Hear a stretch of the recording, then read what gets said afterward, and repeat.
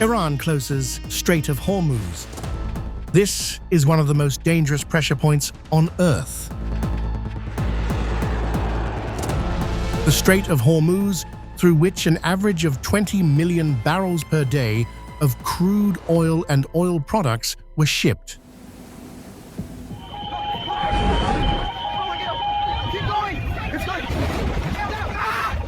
Any disruption to flows through the strait would have huge consequences for world oil markets. Warships patrol it constantly, radar tracks every move, and the tight waters make it easy for fast boats, missiles, drones, or mines to cause major trouble. One spark here could spike energy prices and shake global stability. Yet Hormuz is more than a risk. Striking red beaches, colorful mineral valleys, shimmering salt caves,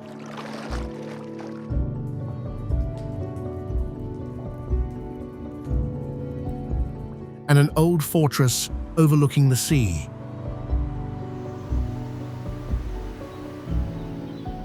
Join us to explore beyond the risks, to reveal the history, tension, and surprising natural beauty in this vital corner of the world.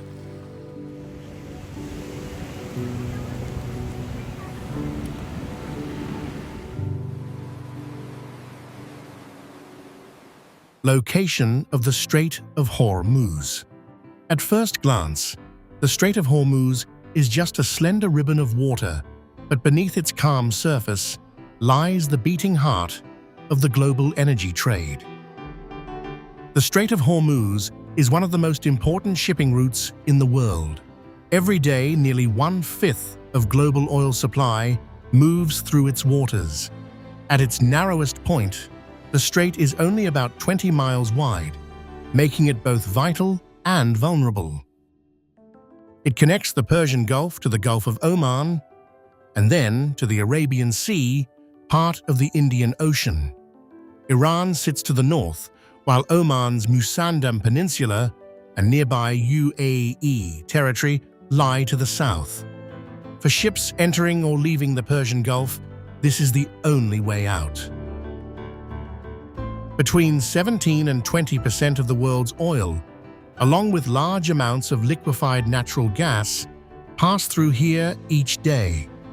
Any disruption can quickly raise oil prices and shake global markets.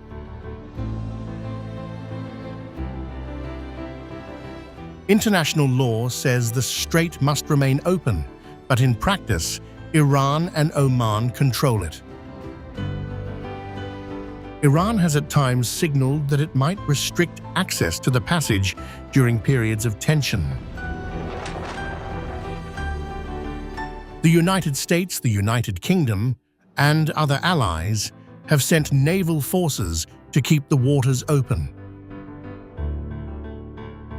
In recent years, oil shipments have stopped during clashes between the US and Iran.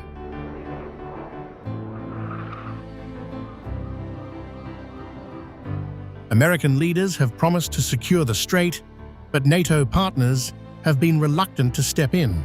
Analysts warn that trying to reopen it by force could trigger a worldwide economic shock. Strategic importance. The Strait of Hormuz remains one of the world's most vital energy routes. Shipping lanes run just 2 miles wide in each direction, with a buffer zone in between. This tight path handles massive supertankers but offers almost no room for mistakes. In recent years, up to 2025, around 20 million barrels of oil moved through daily on average.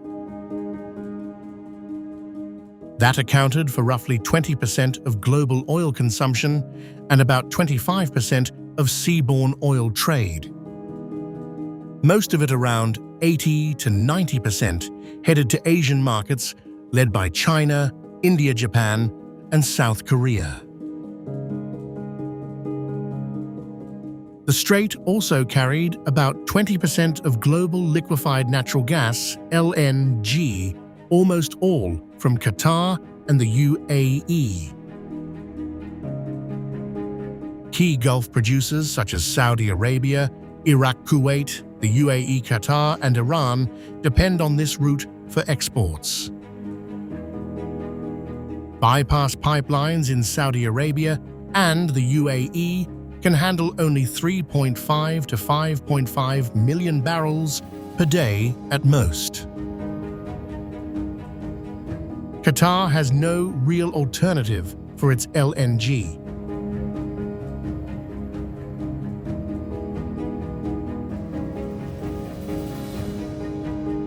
Military tensions have stayed high in the area. Warships from multiple countries patrol nearby.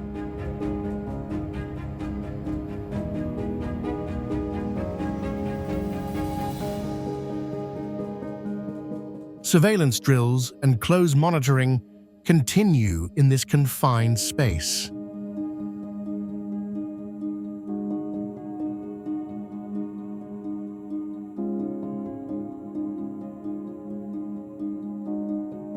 Every vessel sticks to strict lanes, and any move draws quick attention. In recent years, the strait has seen recurring tensions, with episodes linked to Iran and Western forces. Disruptions, even short ones, can spike energy prices fast, hit refineries, and shake global markets. In early 2026, tensions escalated. Coordinated US-Israeli operations prompted Iranian responses, including warnings and measures affecting shipping. Traffic through the strait dropped sharply sometimes to almost nothing. Oil flows fell dramatically from the usual 20 million barrels per day.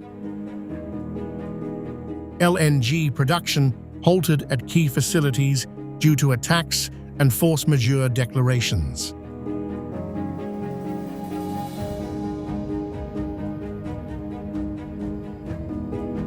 The global economy still relies heavily on steady passage here. Any major block creates instant pressure on supplies, especially for Asia. The ability to slow or stop traffic gives huge leverage, making the Strait of Hormuz the planet's top energy choke point, even in these tense times. Key islands and strategic positions. The Strait of Hormuz isn't just a narrow waterway. It's a strategic landscape of islands acting as strongholds, lookout points, and possible hubs in disputes over global energy routes.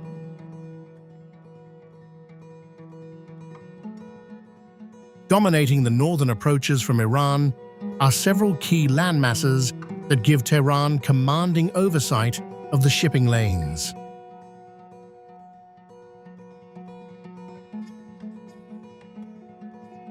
Qeshm Island, the largest in the Persian Gulf, stretches like a massive barrier just inside the strait. Home to roughly 150,000 people, this rugged, strategically positioned outpost hosts significant Iranian Revolutionary Guard Corps in RGC naval bases underground, missile cities, anti-ship crews, missile batteries, drone facilities, and other hardened military infrastructure.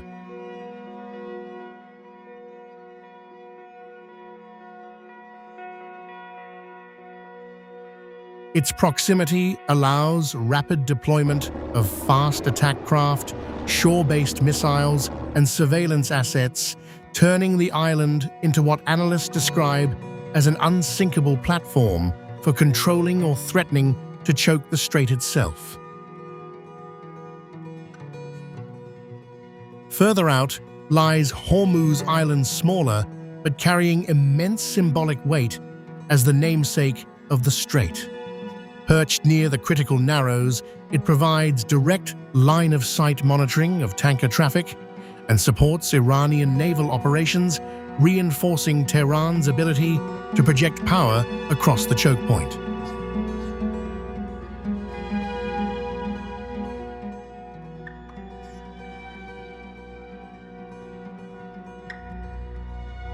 Iran operates dozens of fast attack craft designed for swarm tactics, supported by coastal missile batteries and naval bases spread along the shoreline. Anti-ship missiles, such as the Noor and Qaeda, reach well over 100 kilometers, placing most of the strait within range. Unmanned aerial vehicles and surveillance drones extend that visibility even farther.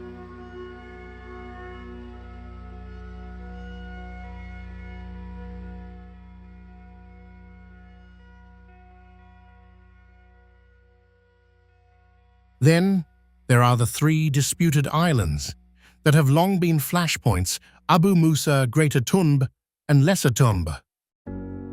Seized by Iranian forces in November 1971, just before the United Arab Emirates formally united, these tiny outcrops sit squarely astride the main shipping channels.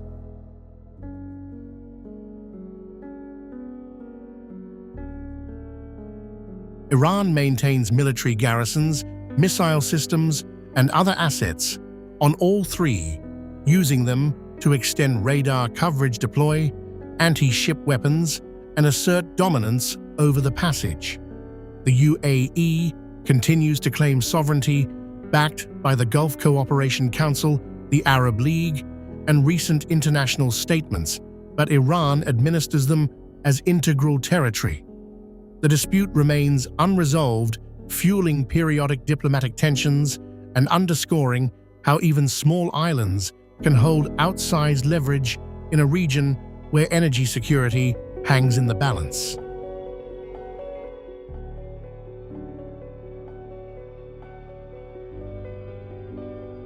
On the southern flank, Oman's Musandam Peninsula juts dramatically into the strait with its steep, rocky terrain and strategic ports like Kasab. Omani positions offer vantage points for monitoring traffic, while the rugged landscape provides natural defensive advantages and potential staging areas for Allied naval forces.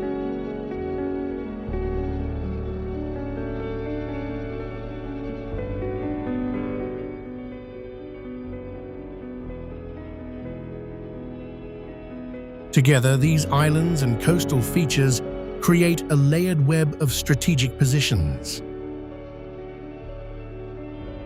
Iran's northern holdings give it asymmetric advantages: mines, swarms of small boats, missiles, and drones.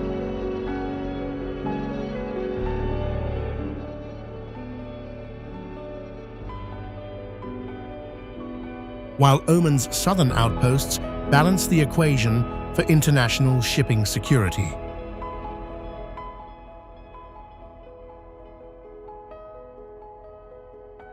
In times of tension, as seen in recent escalations involving Iran, the US, and Israel, including reported strikes on related infrastructure, these outposts become frontline assets in any effort to secure, disrupt, or reopen the strait.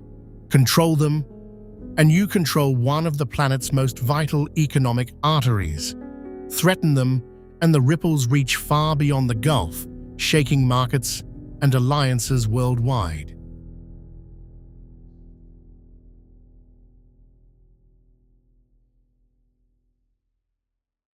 Historical and cultural sites. The Strait of Hormuz has served as a vital crossroads of empires and cultures for thousands of years.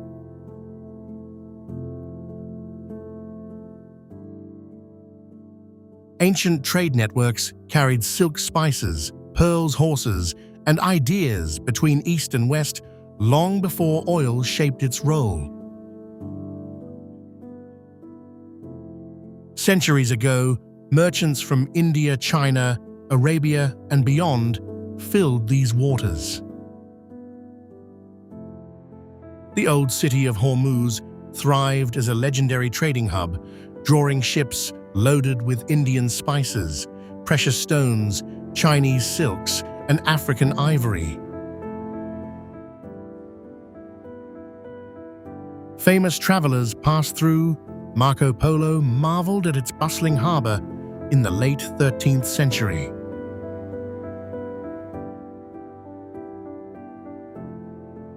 Ibn Battuta noted its thriving markets in the 14th century, and Zheng He's Chinese treasure fleets visited in the early 15th century.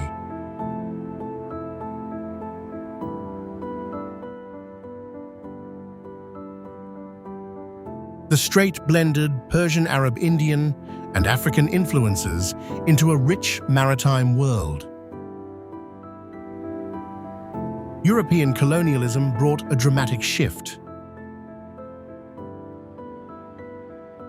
In 1507, Portuguese Admiral Afonso de Albuquerque seized Hormuz Island and built the Fort of Our Lady of the Conception, known today as the Portuguese Castle.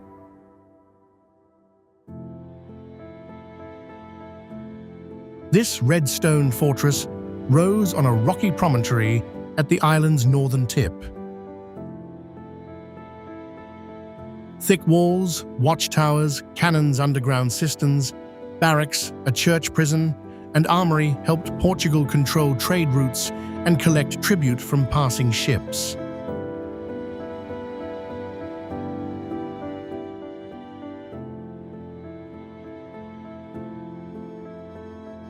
It guarded the spice and silk trades until 1622, when a Safavid Persian-British alliance drove the Portuguese out.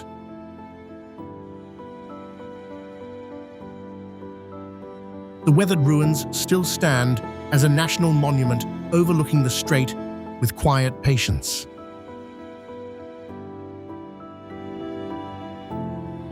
Red earth mixes with coral stone in its walls. Empty arches frame the sea. Waves echo in the courtyard long after the soldiers left.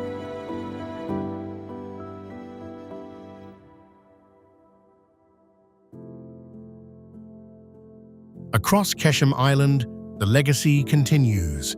Portuguese-era fort remnants guard key ports.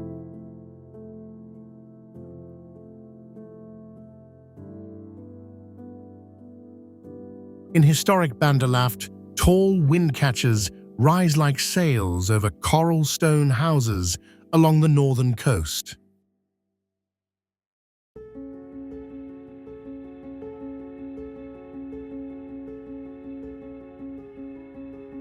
These slender towers pull cool sea breezes down into shaded rooms, whispering across rooftops for centuries.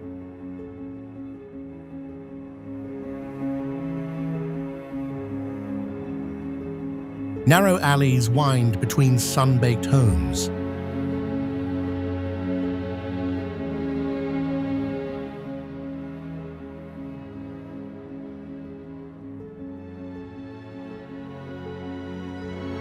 The town once welcomed sailors from Arabia, Persia, and the Indian Ocean trading goods along busy routes.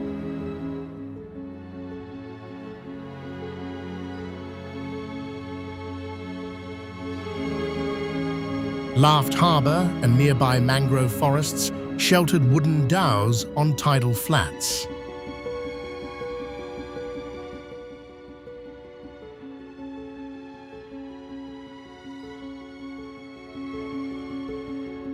Today, fishing boats drift near shore, and sunlight warms quiet courtyards.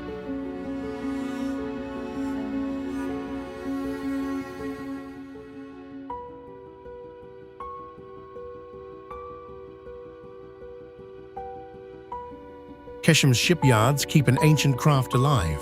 In villages like Guran, craftsmen build traditional lenge boats by hand.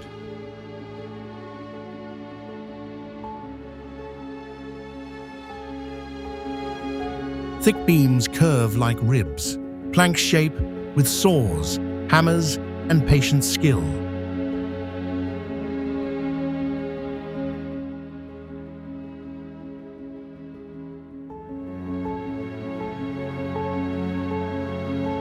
Ropes tighten frames before metal fastenings go in.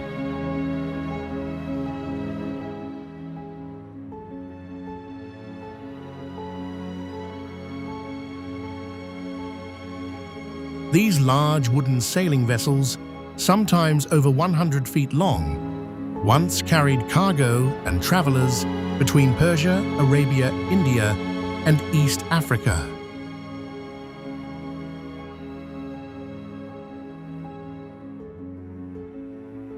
Techniques pass from master to apprentice in a tradition recognized as UNESCO Intangible Cultural Heritage since 2011. When a finished lenge touches water, the harbor falls briefly silent.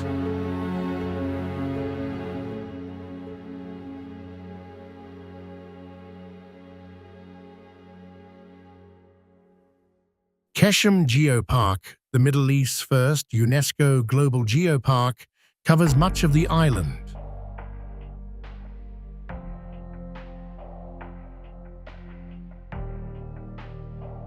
Narrow canyons twist through pale rock. Salt domes, folded hills and valleys show erosion from long-gone water.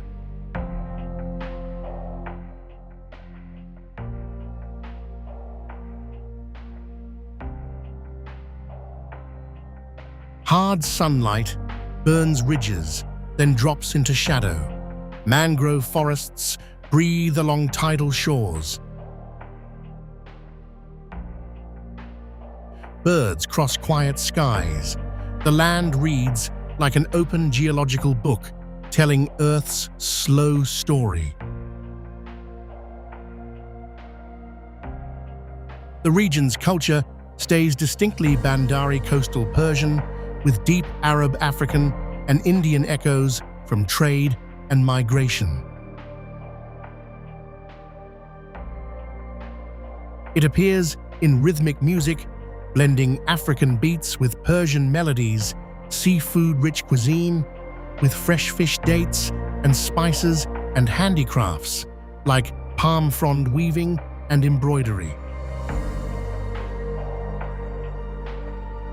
Fishing communities and date or melon farms endure.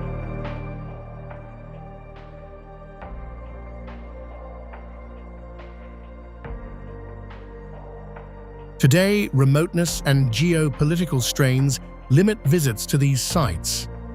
Yet forts, villages, shipyards, wine towers, and galleries stand as quiet testaments to a profound maritime legacy. In a place now known for tankers and tensions, they whisper of an older era when the strait connected worlds, instead of dividing them, shaped by human ingenuity, exchange, and resilience over millennia.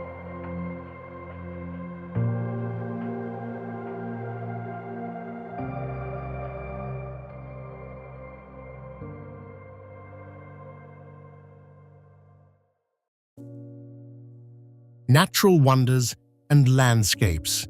Amid the geopolitical tensions in the Strait of Hormuz, where tankers pass under the threat of conflict, a world of stunning natural beauty quietly exists. On Hormuz Island, a small teardrop-shaped volcanic island near the entrance to the Persian Gulf, nature has created an otherworldly display.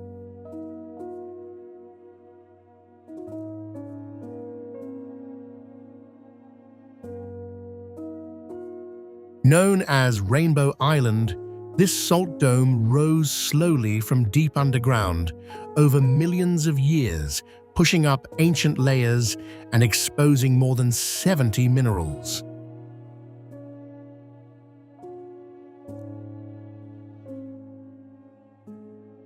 In Rainbow Valley, vivid bands of color streak the hills deep crimson, from iron oxide, fiery orange, sunny yellow, vivid purple, emerald green, and stark white from deposits like gypsum apatite and quartz.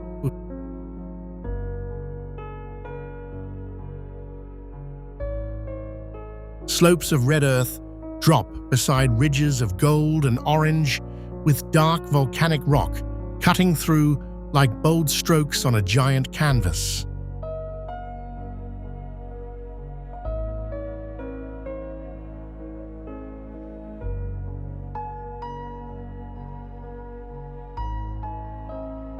Wind carries brightly tinted sand across the valley floor.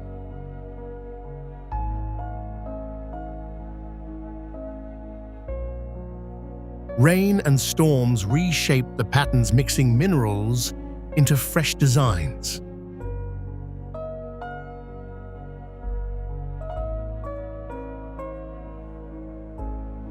The island also hides the Salt Cave, where walls of white and amber salt shimmer in soft light, showing tones of gold, pink, and gray.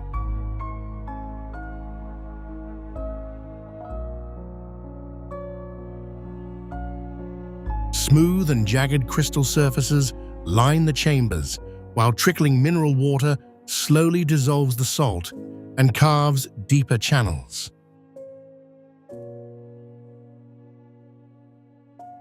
From outside, the island looks dry and rugged, but beneath its colorful surface lies a luminous world of crystals and shadow.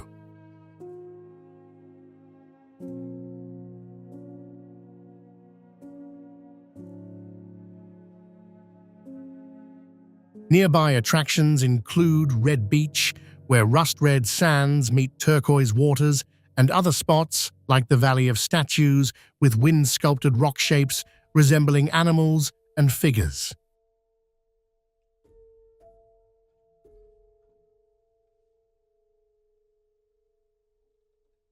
Kishim Island, the largest in the Persian Gulf and a UNESCO Global Geopark, lies close by.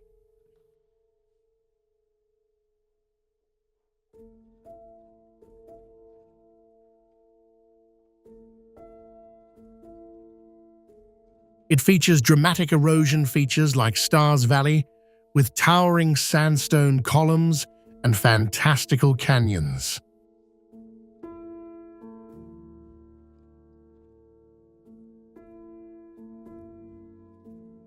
Chaku Canyon, a deep maze of sheer walls and narrow passages.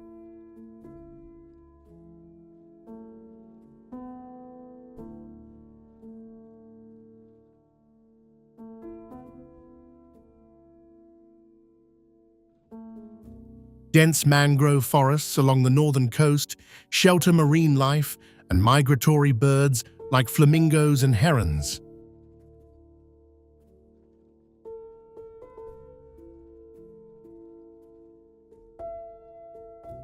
Coral reefs, turtle nesting sites, and playful dolphins thrive in the biodiverse waters, blending desert interiors with lush coastal wetlands. To the south, Oman's Musandam Peninsula, often called the Norway of Arabia, offers dramatic desert fjords.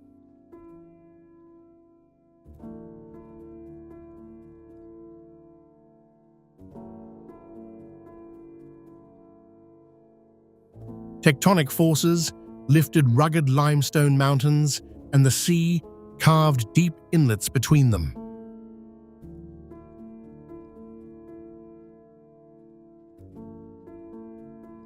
Towering cliffs plunge steeply into calm, clear waters that shift from deep blue to bright turquoise near shore.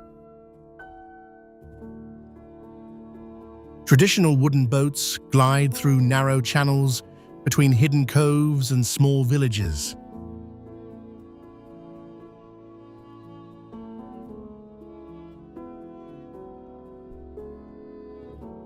Seabirds circle high ridges.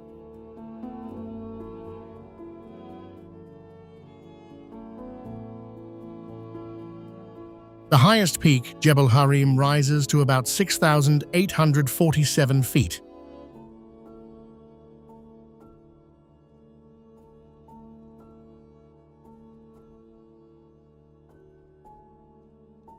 Its slopes show ancient limestone layers with fossils of coral and marine shells, proof these heights were once underwater.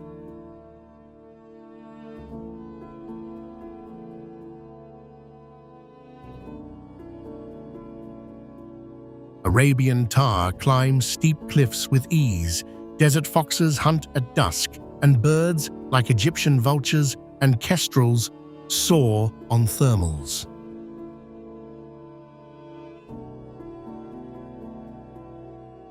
Scattered shrubs and hardy grasses support fragile life in this harsh, high landscape.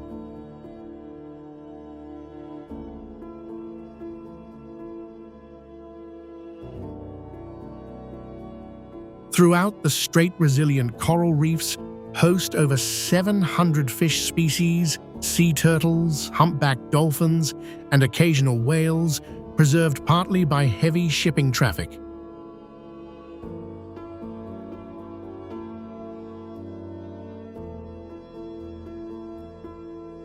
In this strategically vital region, these vibrant salt domes, eroded canyons, mangrove forests, and desert fjords stand as a quiet testament to Earth's artistry, a poignant contrast to the human tensions above.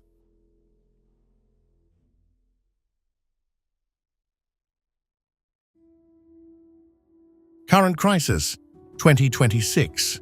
The risks in the Strait of Hormuz had been building for years. Iran holds fast boats, mines, missiles, and drones.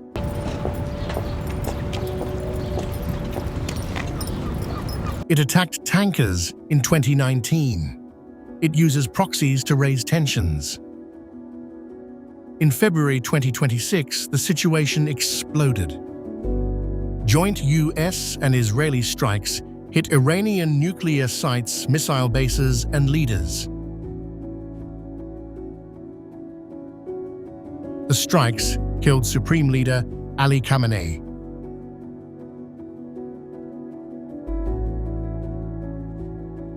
Iran hit back hard.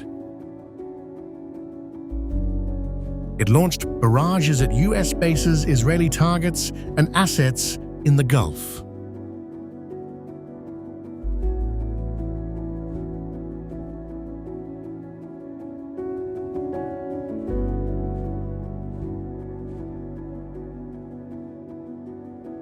On March 4th, Iranian forces declared the strait closed to hostile vessels. No physical barrier went up.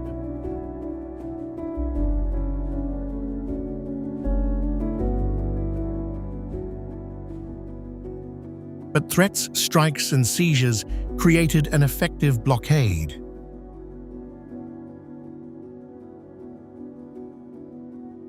Commercial traffic fell sharply.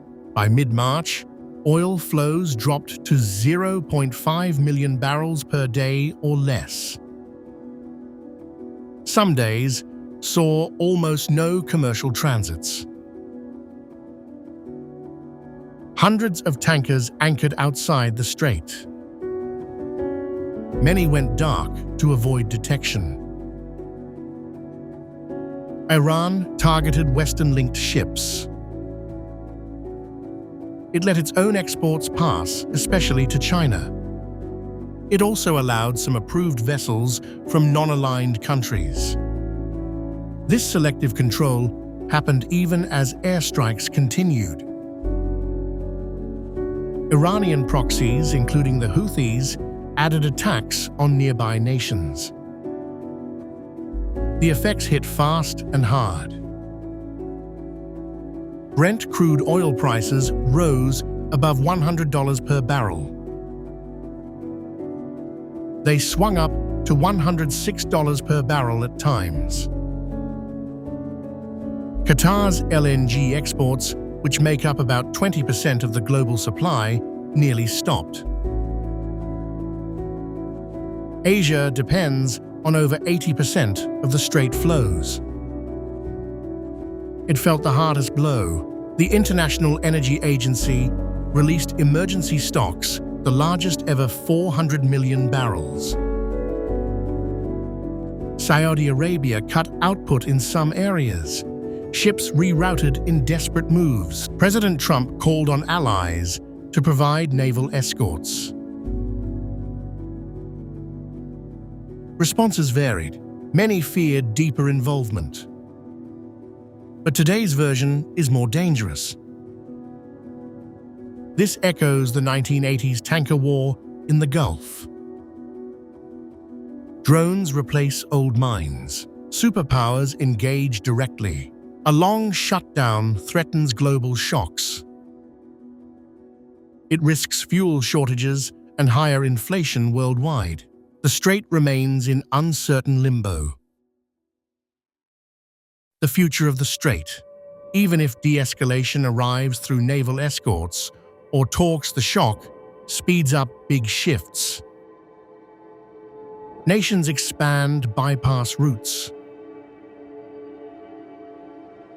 The US ramps up shale oil production. Renewables get a stronger push. Electrification speeds ahead. Countries build larger stockpiles.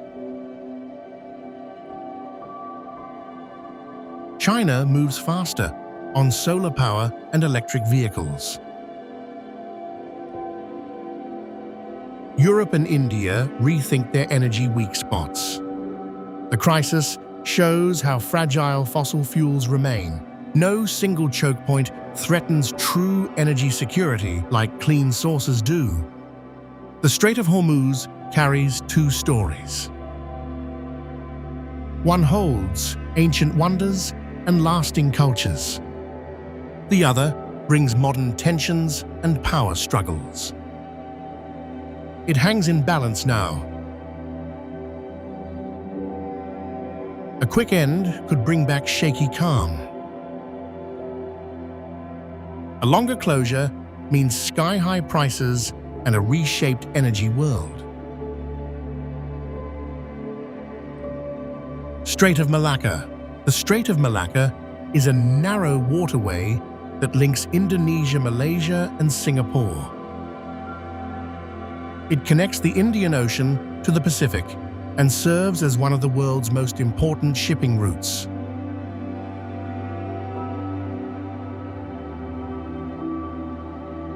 Every year, more than 90,000 vessels pass through the strait.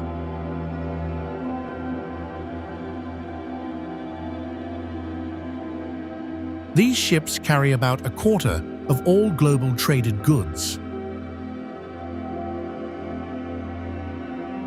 That includes oil from the Persian Gulf, manufactured products from China, coal, palm oil, and coffee. The strait handles around 23 million barrels of oil per day, far more than the Suez or Panama canals. This makes it one of the busiest oil transit points on Earth, moving roughly 29% of the world's seaborne oil trade. Beyond trade, the strait is a key military hotspot. China's strategies to limit access in the region and US plans for air and sea operations both focus on this area.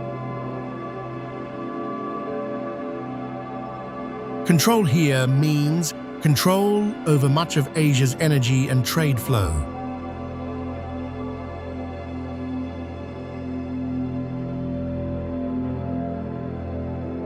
The passage faces real risks.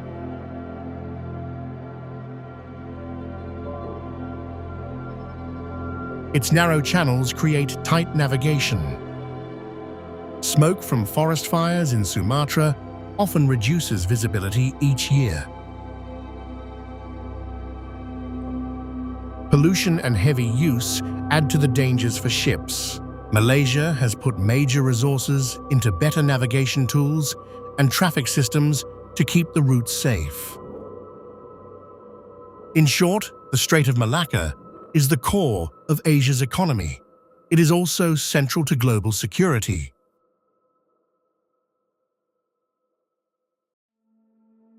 As Asia grows, this vital waterway will only become more important.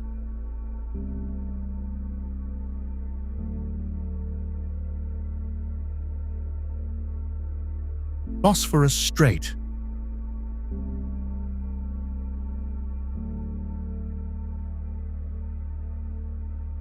The Bosphorus Strait, a narrow ribbon of water cutting through Istanbul, is more than a scenic landmark. It is a lifeline that separates Asia and Europe while connecting the East and the West.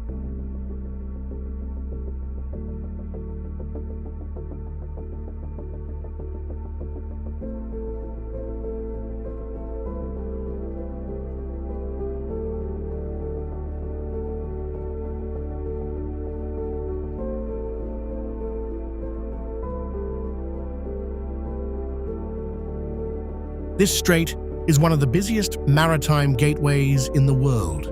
Over 4,800 vessels pass through each year, carrying oil goods and trade between continents. Nearly 3% of the global oil supply flows through here, making it vital for Russia, Azerbaijan, and Kazakhstan.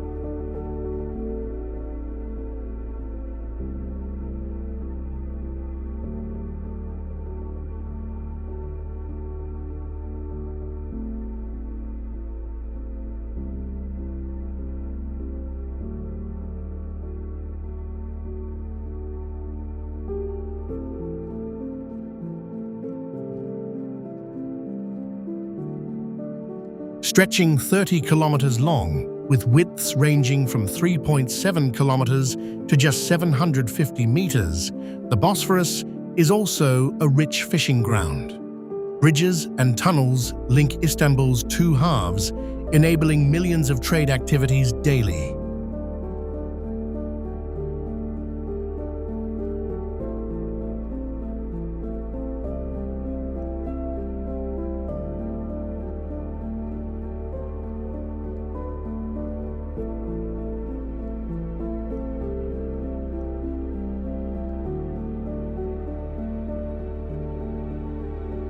For centuries, empires fought over control of this strait, from the Greeks today under the Montreux Convention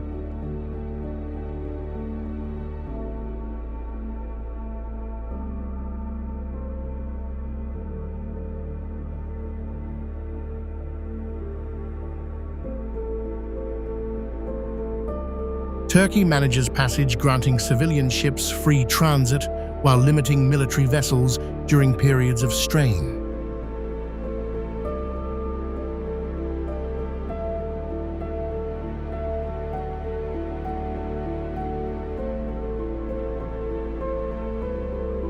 For Russia, the Bosphorus is its only warm water exit to the Mediterranean. Warships regularly pass through en route to Syria, highlighting the strait's continuing military importance.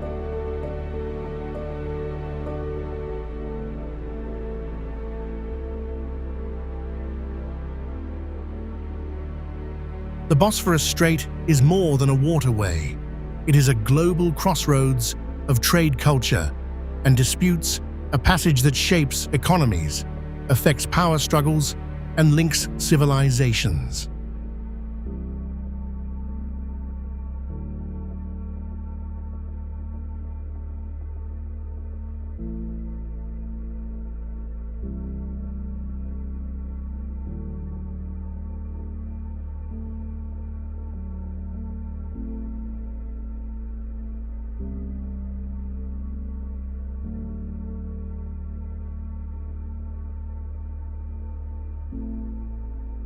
Strait of Gibraltar.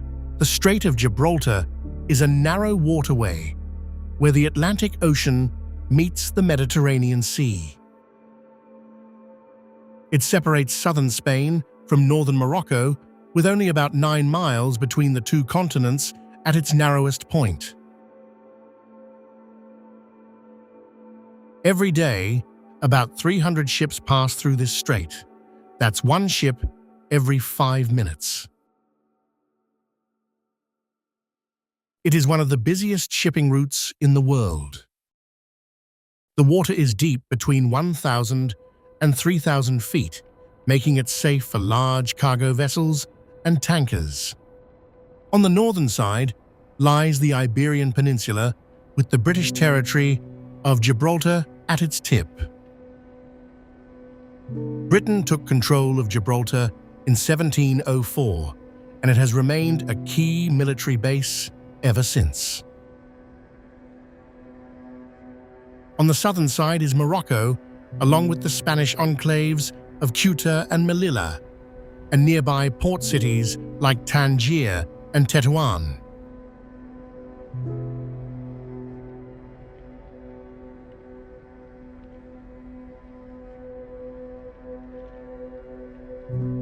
The strait was formed about 5 million years ago when a land bridge collapsed, letting Atlantic water rush into the Mediterranean.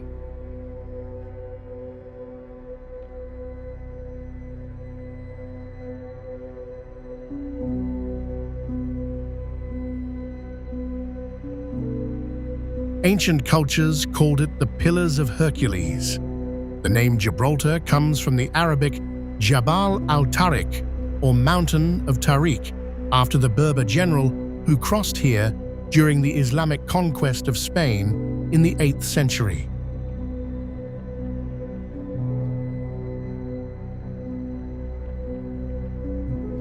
Today, the strait is vital for global trade. Ships carrying oil, gas, and goods from Asia and the Middle East pass through on their way to Europe and the Americas. Nearly half of the world's trade and a third of its energy once flowed through this passage. Any disruption here would affect economies worldwide. Because of this, countries like Britain, Spain, and Morocco keep strong military forces in the area.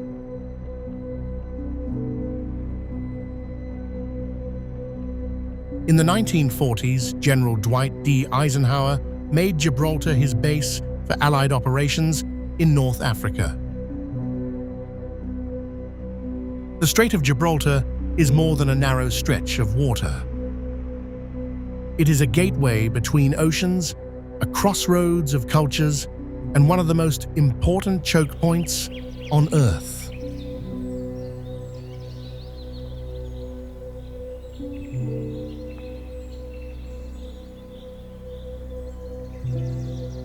Hunza Valley.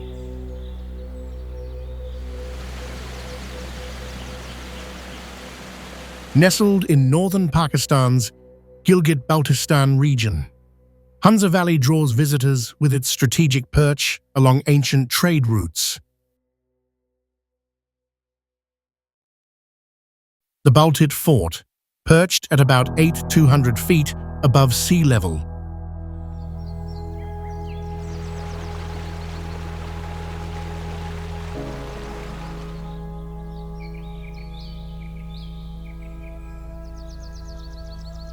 once guarded trans-Karakoram commerce between South and Central Asia.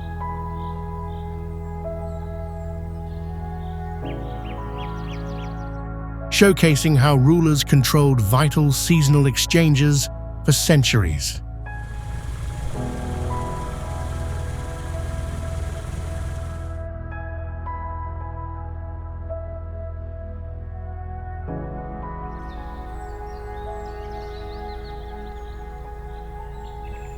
Terraced fields along the Hunza River create a patchwork of green against stark mountains.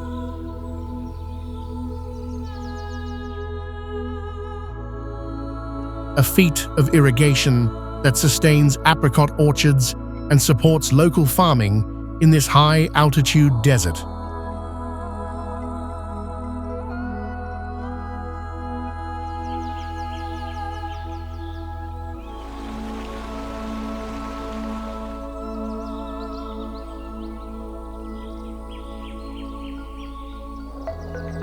The valley's people boast remarkable longevity, often said to exceed 100 years.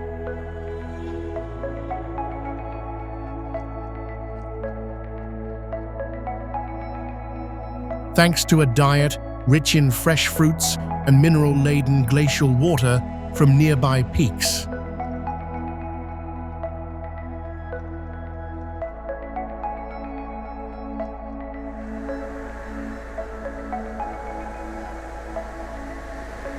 Ancient petroglyphs etched into rocks near the Karakoram Highway reveal Silk Road travelers' stories, including Chinese inscriptions from envoys navigating detours in ancient times. This blend of history and hardy living sets Hunza apart as a living archive of endurance.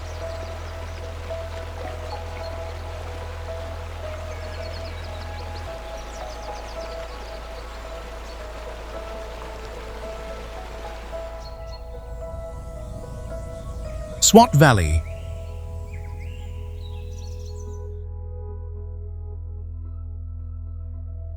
Swat Valley in Khyber Pakhtunkhwa unfolds as a lush corridor where rivers carve through pine-clad hills.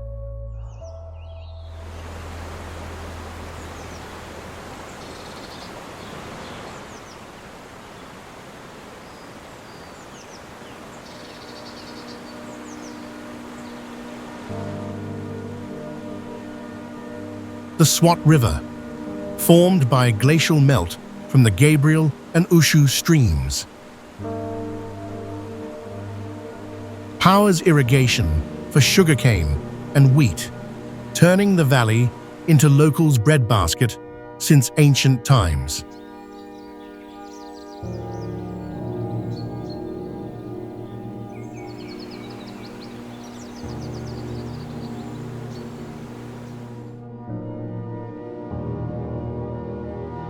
Buddhist ruins at sites like Butkara, dating to the 2nd century BCE, highlight Gandhara's artistic fusion of Greek and local styles, drawing scholars to its carved stupas.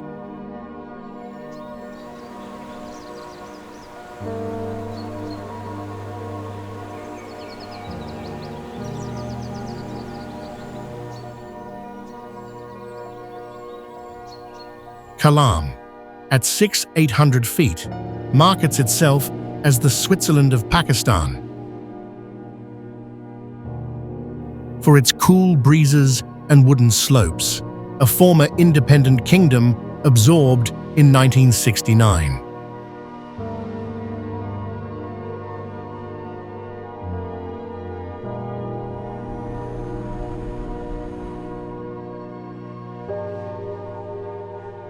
The valley's transition from Pashtun lowlands to Kohistan highlands offers diverse hikes amid deodar forests, where elevation climbs to 17,000 feet.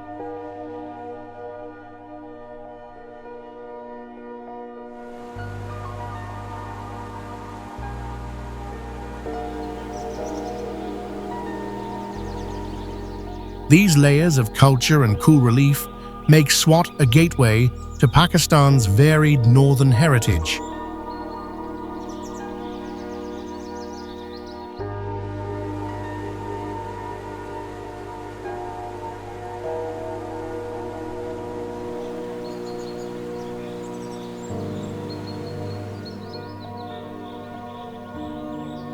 Attabad Lake.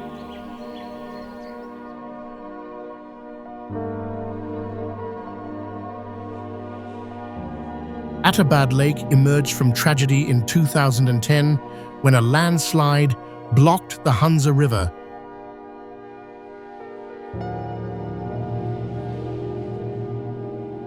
And created this 13-mile-long turquoise gem at 8,200 feet elevation.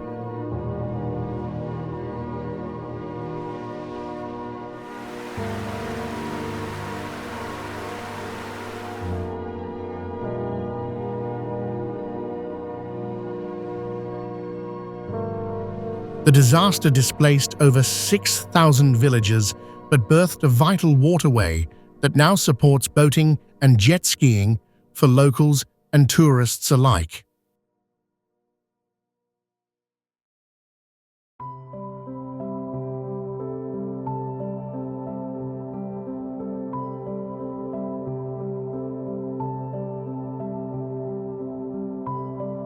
framed by sheer Karakoram cliffs. The lake's vivid color comes from glacial silt, turning it into a mirror for surrounding peaks during calm days.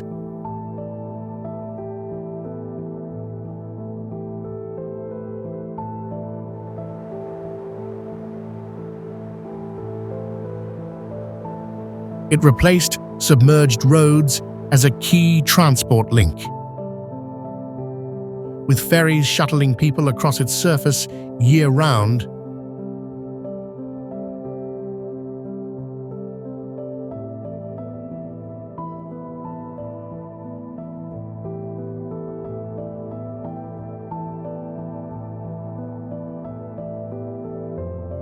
In winter, partial freezing forms natural ice rinks, drawing skaters to its serene edges.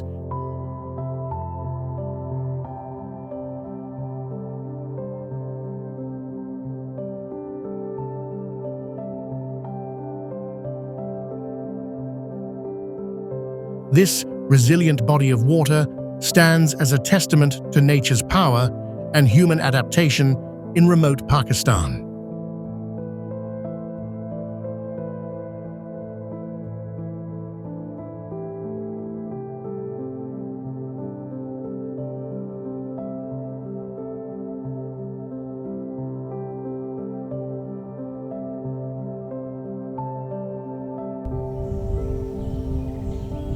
Baltit Fort.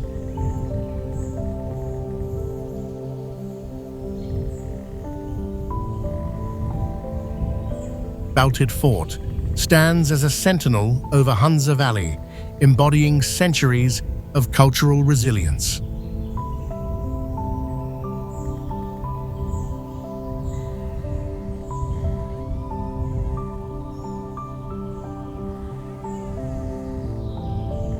First built around the 13th century and later extensively rebuilt in the 15th and 16th centuries, this stone and wood stronghold housed Hunza's rulers, guarding Silk Road trade routes.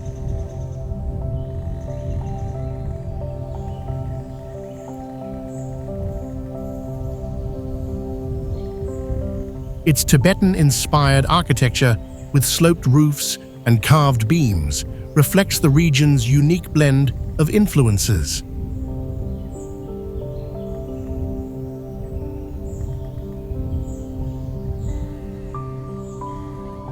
The fort's elevated perch offers sweeping views of snow-dusted Karakoram peaks and terraced fields below.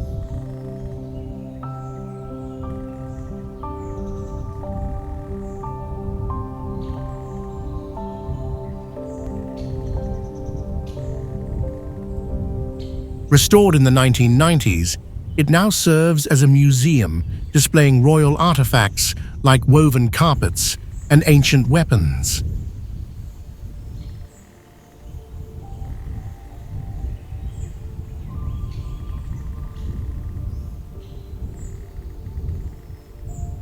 Local guides share tales of the Mir's reigns, bringing history to life for visitors.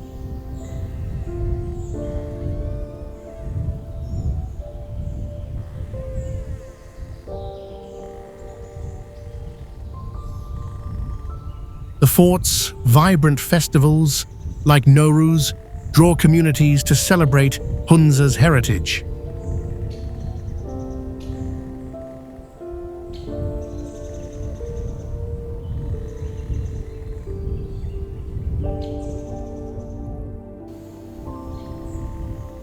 Baltit Fort is a living testament to tradition and endurance.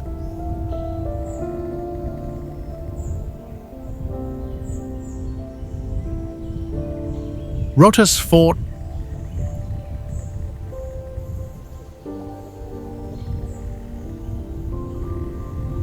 Rohtas Fort near Chelem looms as a mighty relic of Mughal military might.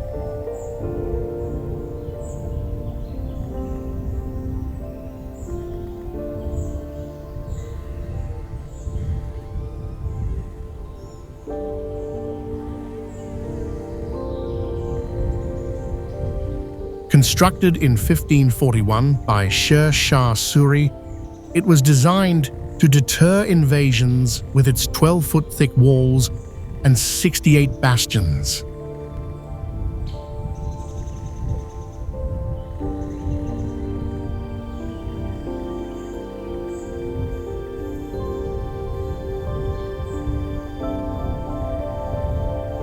The fort's Sohail Gate, adorned with geometric carvings, welcomed traders while intimidating foes.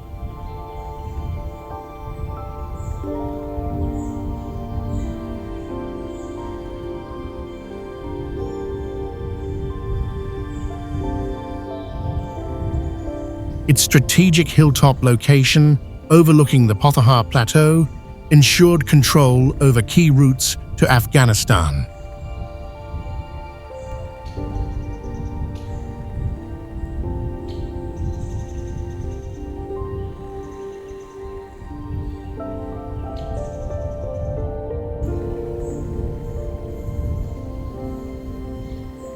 Wells within the fort sustained garrisons for months, showcasing clever engineering for sieges.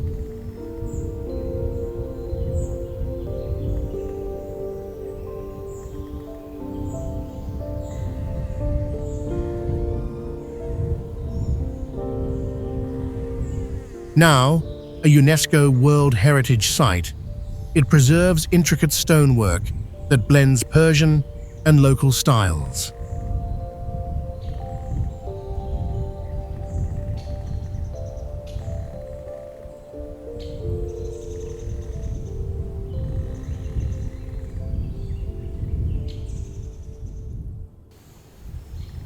Visitors explore sprawling courtyards where soldiers once drilled, feeling the weight of history.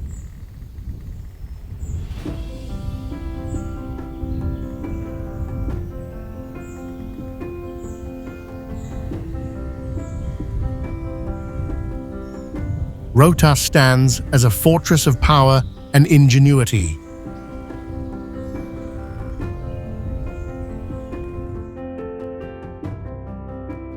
Tomb of Shah Rukn-e Alam.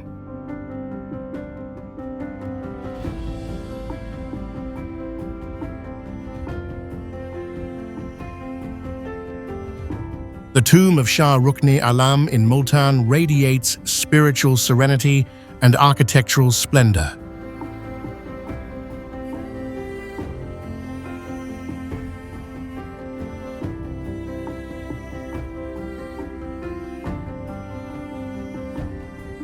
Built in 1324, this Sufi shrine honors a revered mystic whose teachings drew pilgrims across centuries.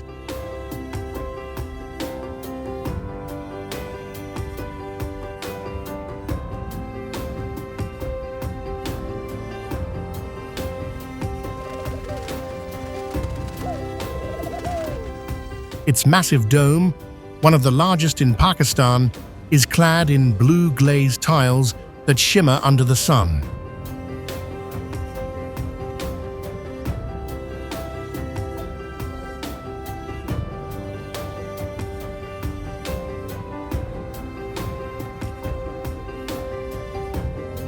The octagonal structure, a hallmark of Tughlaq-era design, blends Central Asian and Indian elements.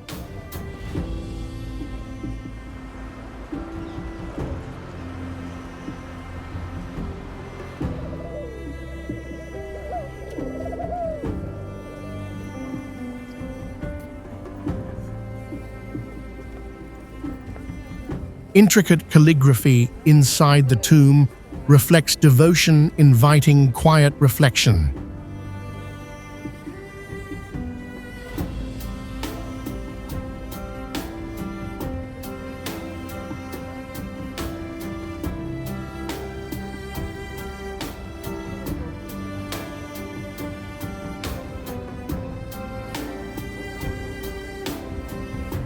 The surrounding courtyard hosts Qawwali music sessions, keeping Sufi traditions alive.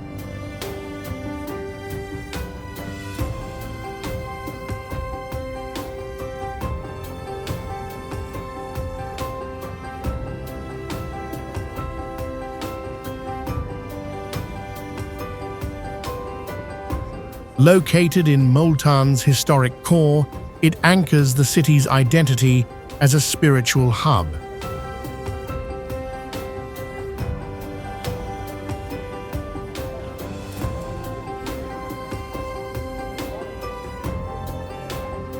This sacred site offers peace amid Pakistan's vibrant cultural tapestry.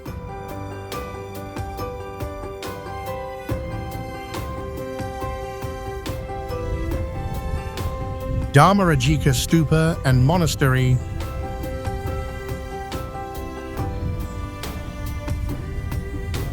Dharmarajika Stupa in Taxila unveils Pakistan's ancient Buddhist heritage.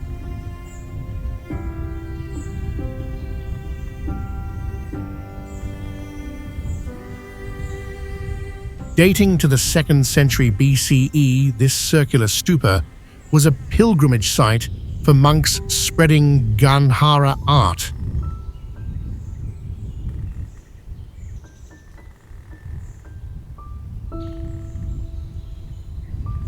Its carved stone reliefs depicting Buddha's life blend Greek and Indian styles, showcasing cultural fusion along the Silk Road.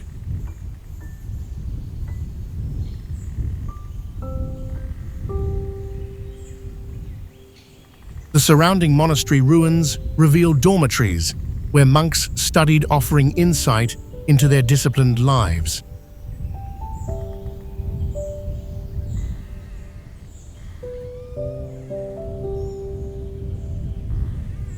Excavated artifacts like coins and pottery link Taxila to trade with Rome and Persia.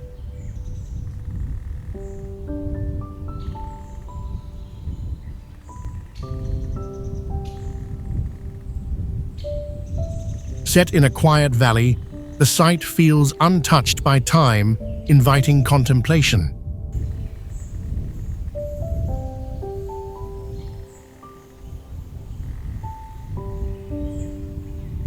Recognized by UNESCO, it preserves a legacy of faith and artistry.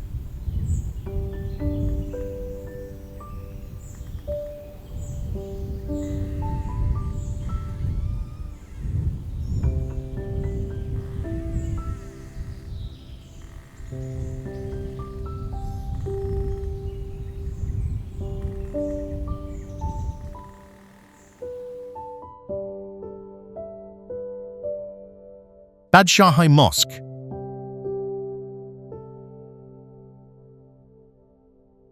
Completed in 1674 by Mughal Emperor Aurangzeb.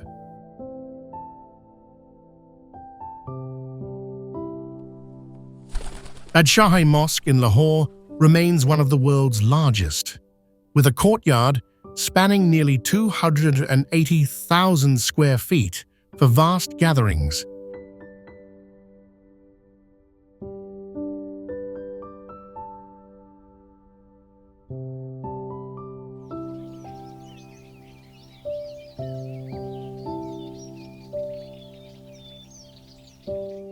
Its red sandstone and marble facade, adorned with intricate inlaid motifs,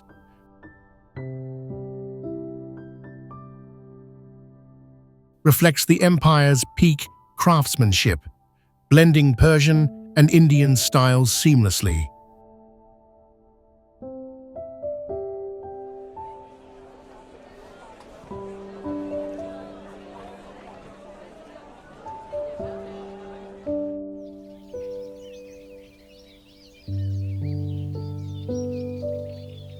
Eight tall minarets, each rising 175 feet,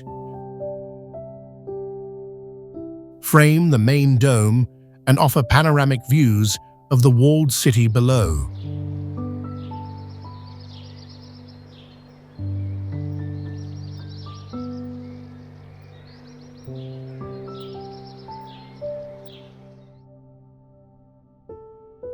The mosque's elevated platform, accessed by 22 grand steps, protected it from floods while symbolizing spiritual ascent for worshippers. .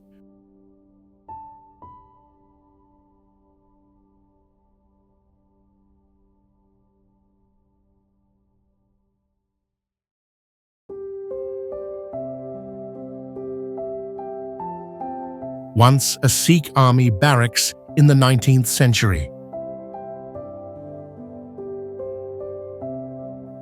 It underwent major restoration work from 1939 to 1960, preserving its role as a communal heart.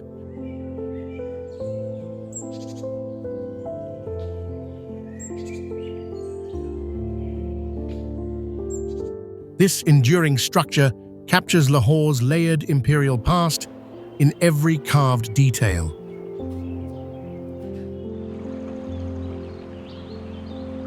Naran-Kagan Valley.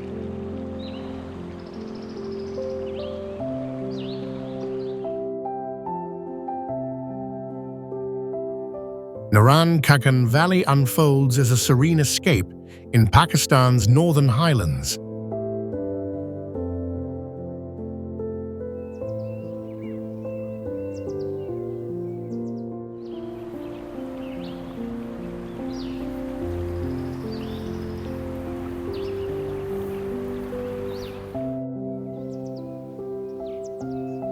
Towering pine forests line the Kunha River, creating a lush corridor where anglers cast for trout in crystal streams.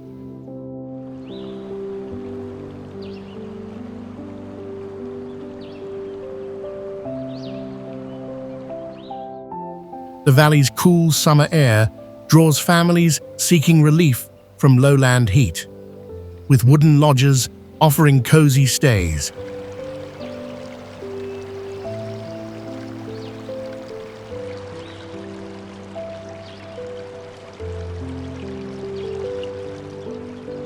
Faisal Mosque Lake, nestled high in the mountains, captivates with its glassy surface and ties to a legendary love story of a prince and fairy.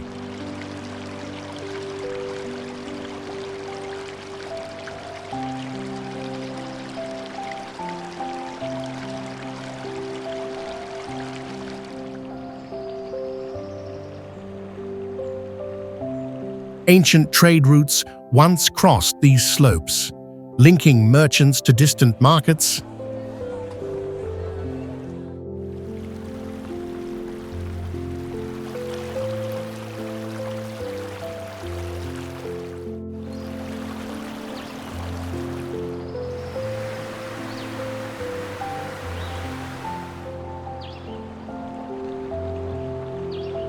Wildflower meadows bloom vibrantly in July, adding bursts of color for hikers.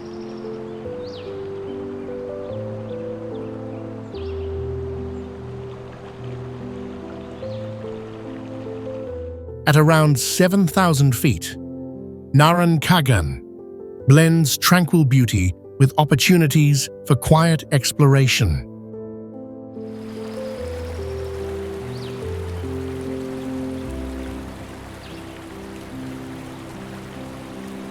This highland retreat invites visitors to unwind in nature's embrace, far from urban bustle.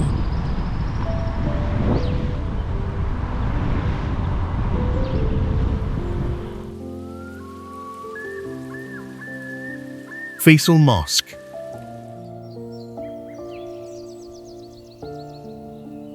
Faisal Mosque stands as Islamabad's beacon of modern faith and architectural innovation.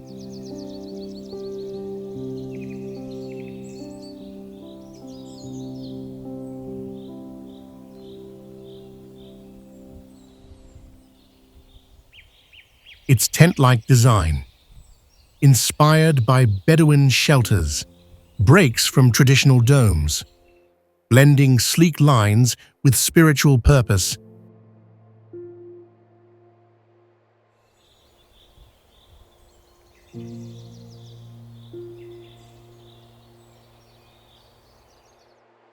Gifted by Saudi Arabia, it was completed in 1986 and opened in 1987, symbolizing unity between Pakistan and the Islamic world, welcoming worshippers and visitors alike.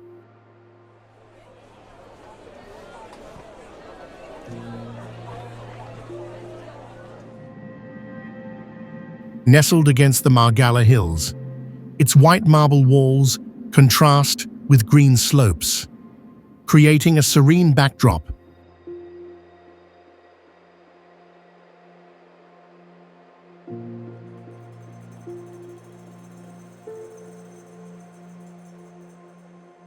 Intricate mosaics and a massive chandelier adorn its interior, showcasing global craftsmanship.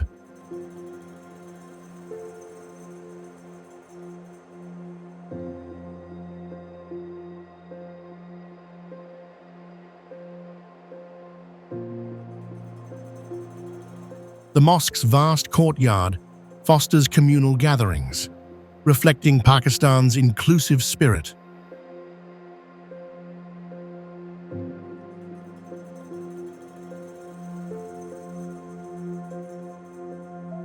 At the foot of the hills, it offers a peaceful retreat for reflection.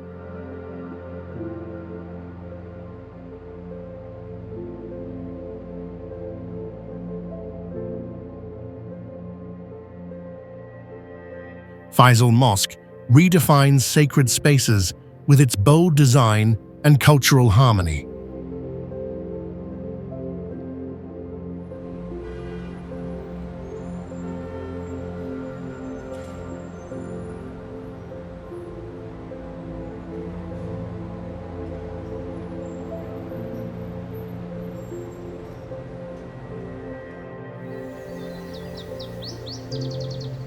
Neelum Valley.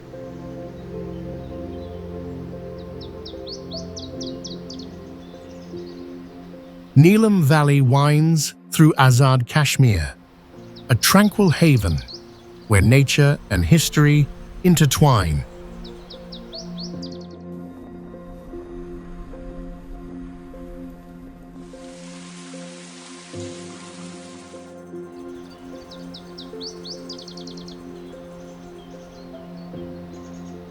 The Neelum River's turquoise flow, fed by glacial waters, carves through green hills, supporting terraced fields of rice and walnuts.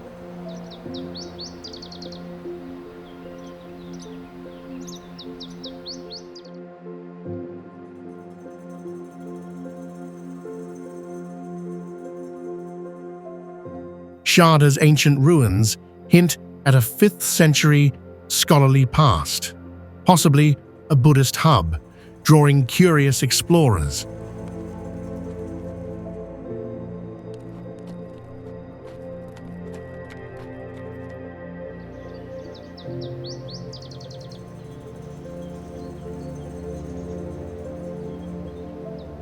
Vibrant villages like Arankel buzz with local hospitality, where families share traditional meals with travelers.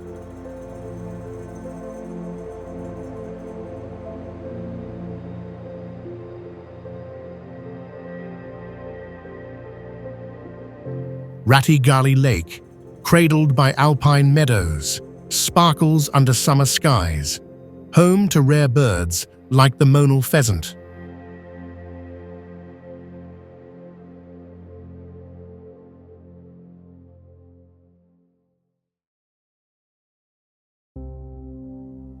The valley's quiet trails, once trade paths, echo with stories of merchants and pilgrims.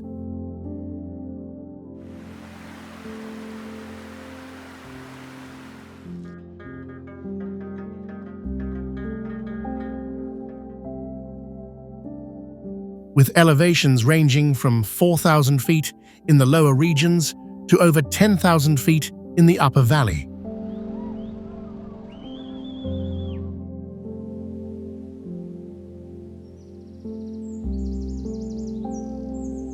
Neelum offers a peaceful retreat, steeped in natural beauty and cultural depth.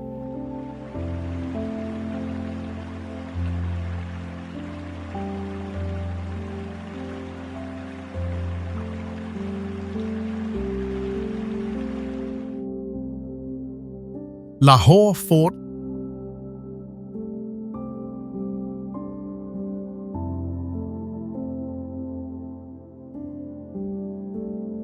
Lahore Fort stands as a testament to Mughal grandeur in the heart of Lahore's walled city.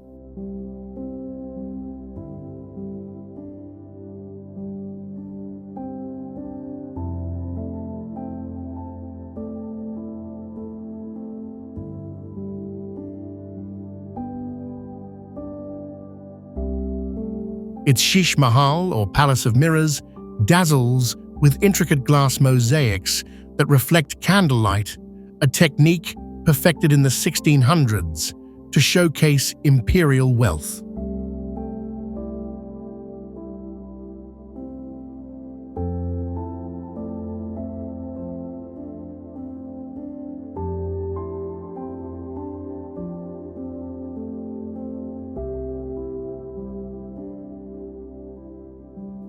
The fort's massive Alamgiri Gate, built by Emperor Aurangzeb, served as the main entrance for royal processions, linking it to the nearby Badshahi Mosque.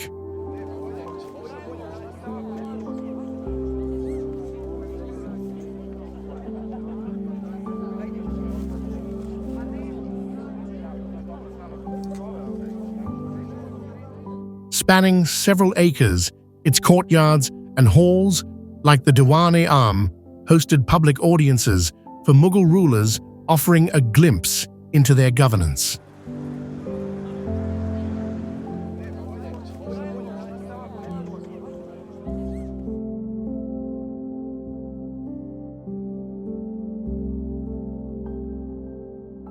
The fort's blend of Persian and Indian architecture with red sandstone and marble captures centuries of cultural exchange.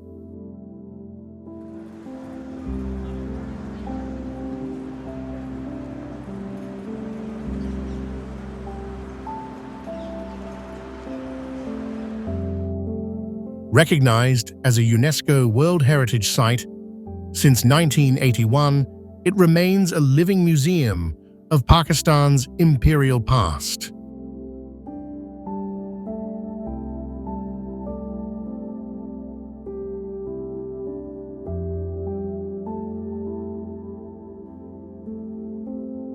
Visitors walk through history where every corner tells tales of power and artistry.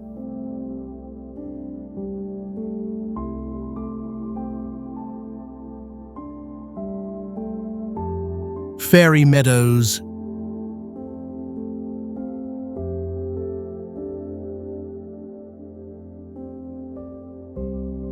Fairy Meadows offers a serene escape beneath the towering Nanga Parbat in Gilgit-Baltistan.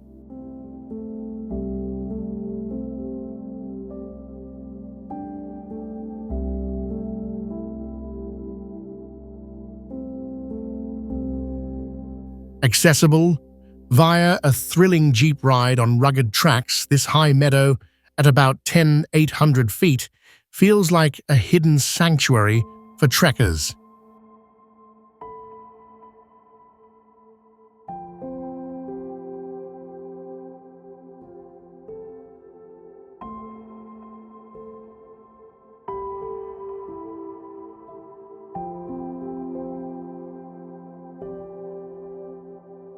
Local folklore claims fairies roam its grasslands, a belief tied to the area's untouched beauty and tranquil vibe.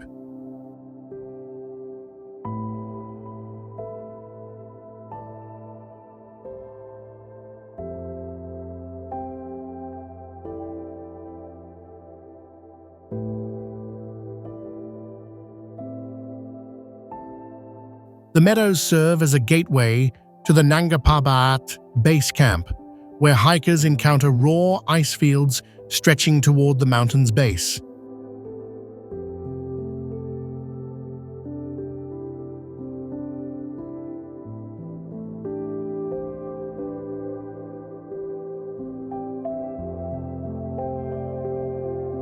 Vibrant wildflowers bloom in summer, supporting rare butterflies and drawing nature lovers.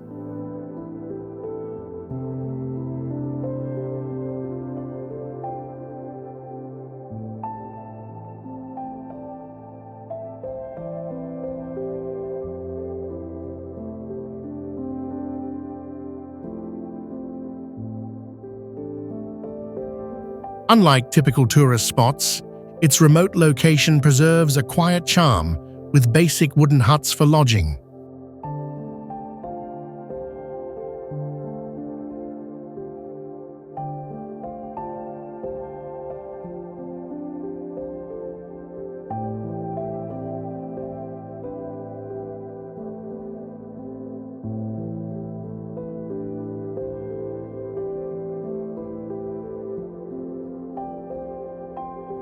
This alpine retreat blends adventure and peace, making it a unique haven for those seeking nature's embrace.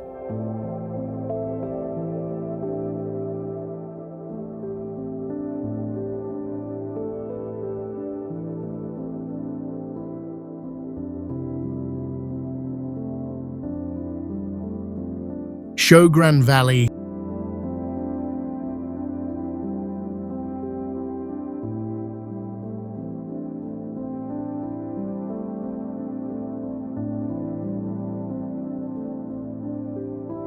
Shogran Valley, nestled in Kagan Valley, shines as a peaceful retreat surrounded by pine-covered hills.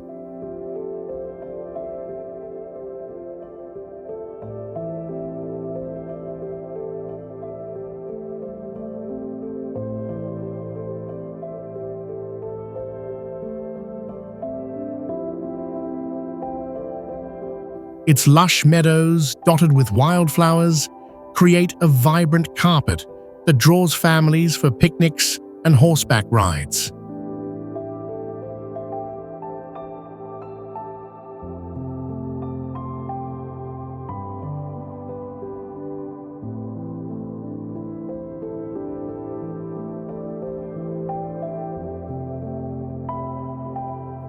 The Siripaye Meadows, reachable by a short trek, offer sweeping views of snow-dusted peaks, a rare treat in summer.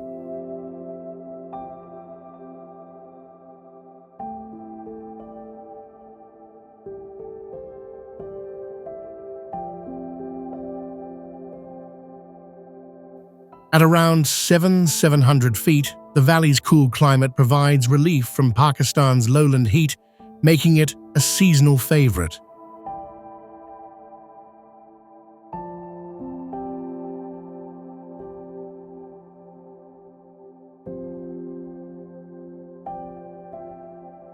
Local wooden guest houses, built in traditional style, blend seamlessly with the landscape, offering authentic stays.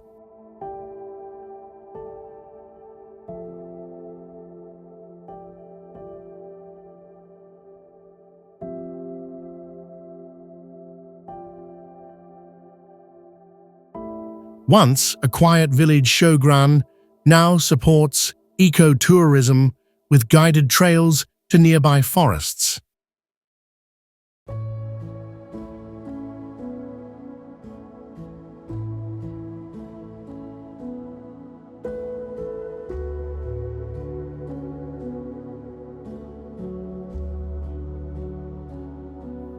This highland gem combines accessibility with natural splendor, perfect for a quick escape.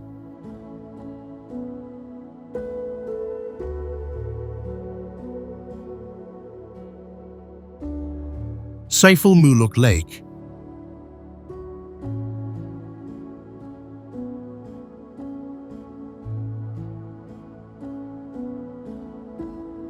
Faisal Mosque Lake captivates visitors with its crystal-clear waters in Kagan Valley.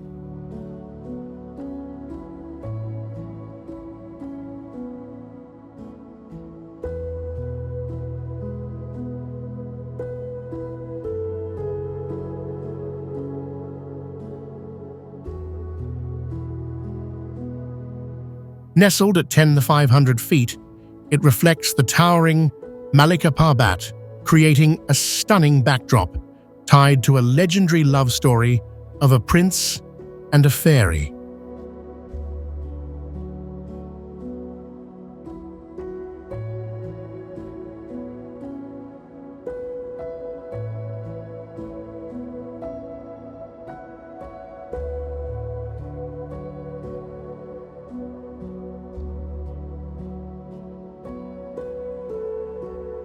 The lake's glacial source ensures its pristine clarity, ideal for photography and quiet reflection.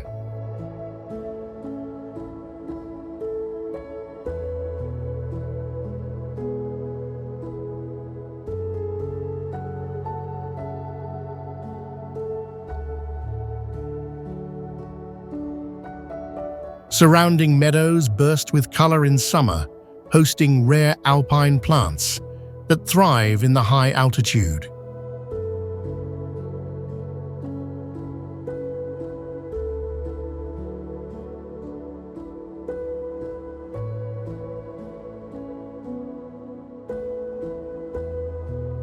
Wooden boats offer rides across its calm surface, a tradition locals have maintained for decades.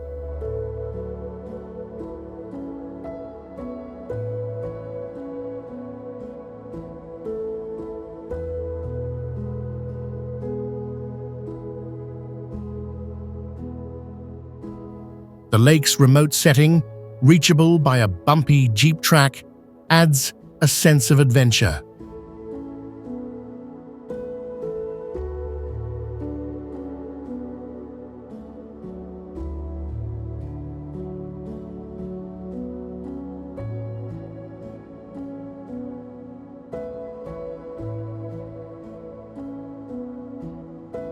This tranquil spot blends folklore, nature, and serenity, making it a must-visit for storytellers and explorers alike.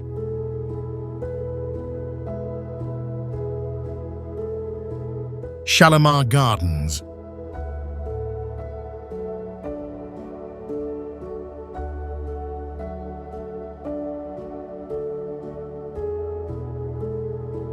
Shalimar Gardens in Lahore embody Mughal elegance with their terraced layout, crafted in 1642 under Emperor Shah Jahan.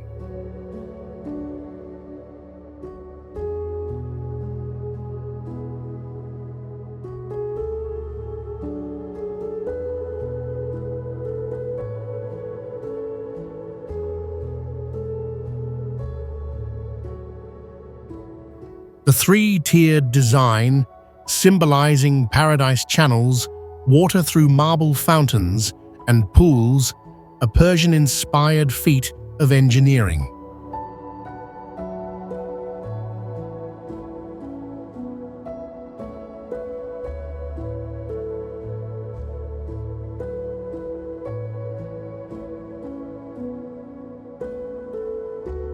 Over 400 fountains still functional create a soothing ambiance, drawing families to its shaded walkways.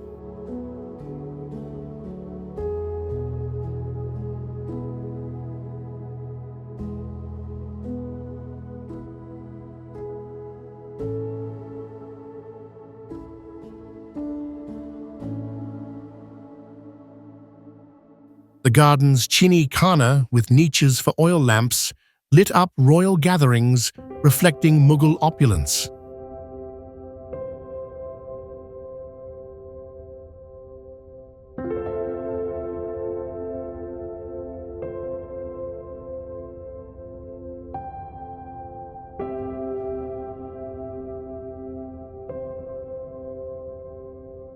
Enclosed by ornate walls, it offers a quiet contrast to Lahore's bustling streets.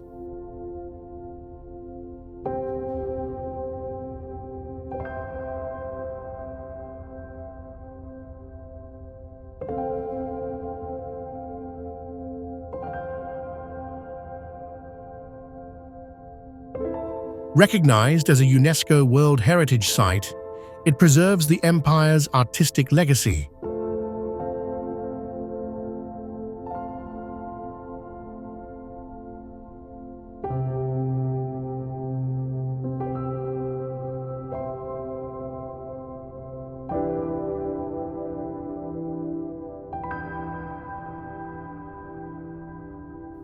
This manicured oasis invites visitors to step into a world of refined beauty and historical charm.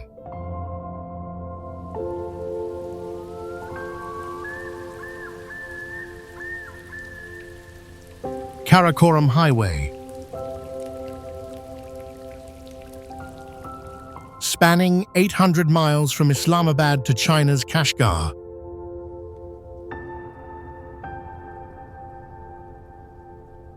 The Karakoram Highway traces a historic path through Pakistan's rugged north, connecting ancient worlds to modern travelers.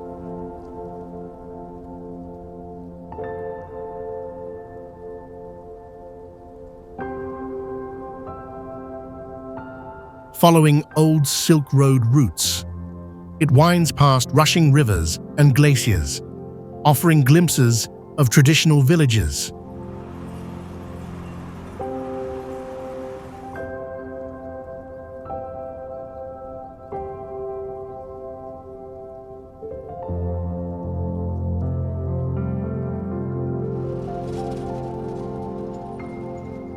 The road's engineering marvel conquers steep cliffs and high passes, making remote regions accessible.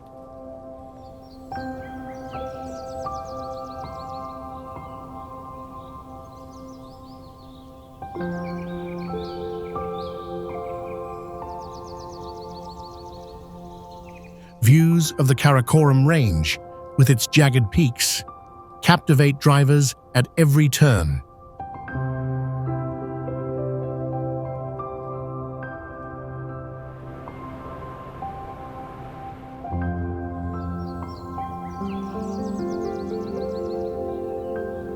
Annual closures from November to May due to snow highlight its seasonal drama.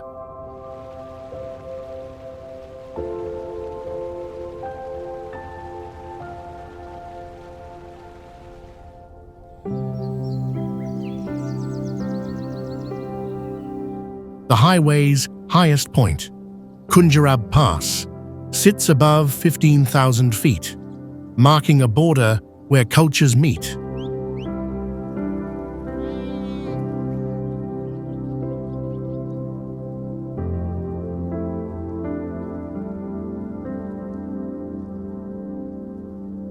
This iconic route blends adventure with history, inviting travelers to explore Pakistan's northern frontier.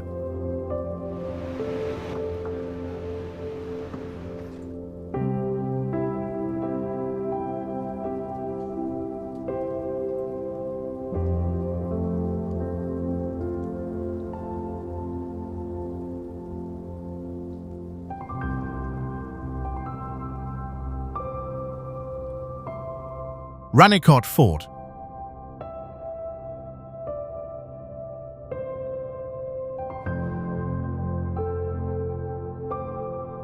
Ranikot Fort in Sindh encircles 20 square miles.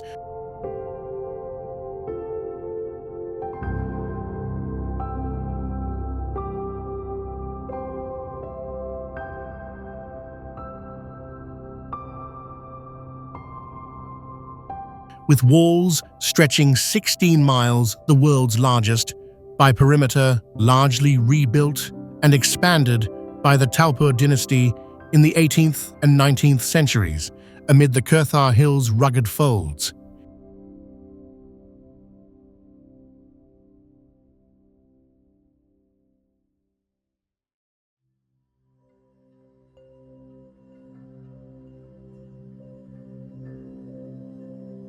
Its elliptical design, with 14-foot-high battlements and 4 massive gates like Mohan, mimics a natural barrier, deterring invaders through deceptive terrain.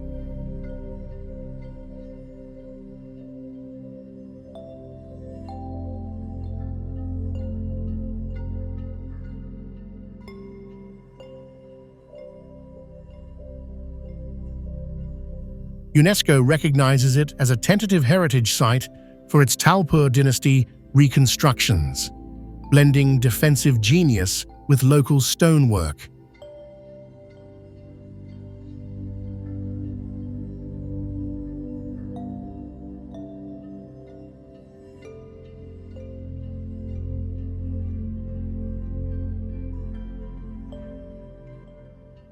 Inside, freshwater springs sustain hidden barracks, a clever nod to desert survival tactics.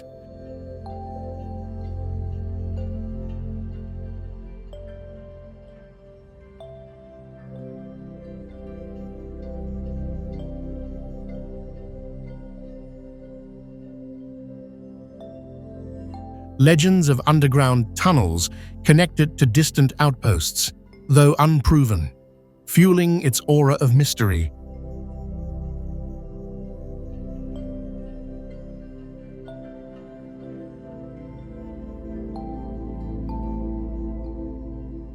This colossal enclosure guards Sindh's arid heart like a silent sentinel.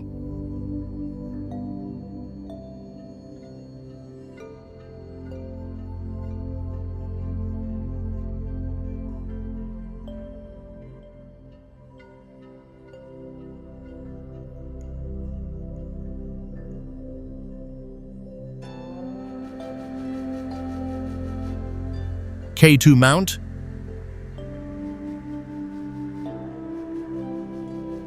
K2 towers at 28,251 feet in the Karakoram Range, the world's second highest peak and Pakistan's fiercest climb.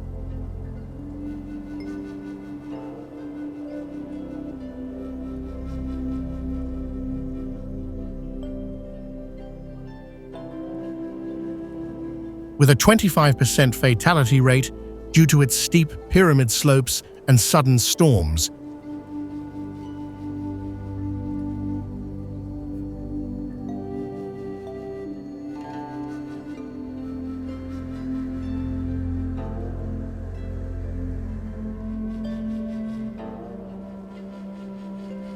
First summited by Italians in 1954 via the Abruzzi Ridge.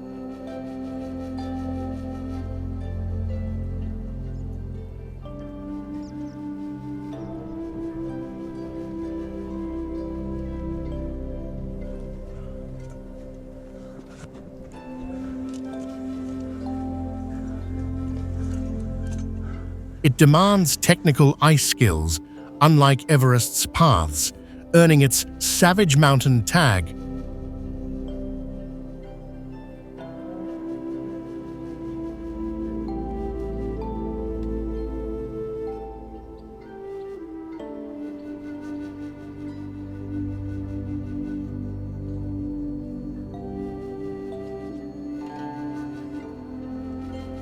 Straddling Pakistan and China, it anchors 4 of Earth's 14 over 26,000-foot giants nearby.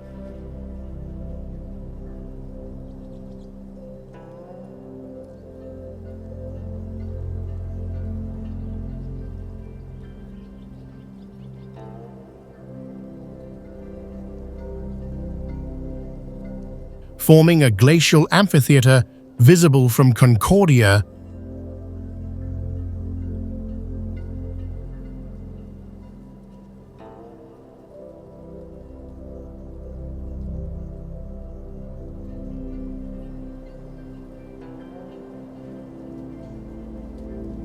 The Baltoro Glacier trek to base camp is approximately 75 miles one way.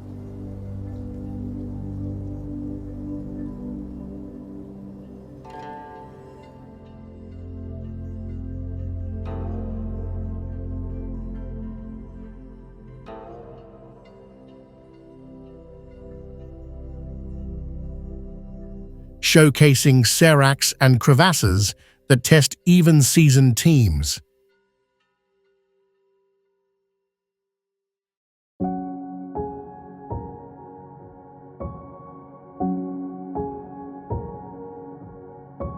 No local name ties to law, as its isolation kept it unseen from villages below. K2 embodies raw altitude's unyielding challenge.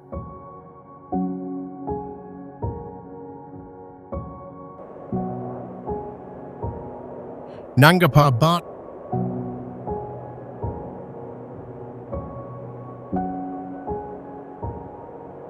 Nanga Parbat, Pakistan's killer mountain, looms at 26,660 feet in the Himalayas, a formidable challenge for climbers worldwide.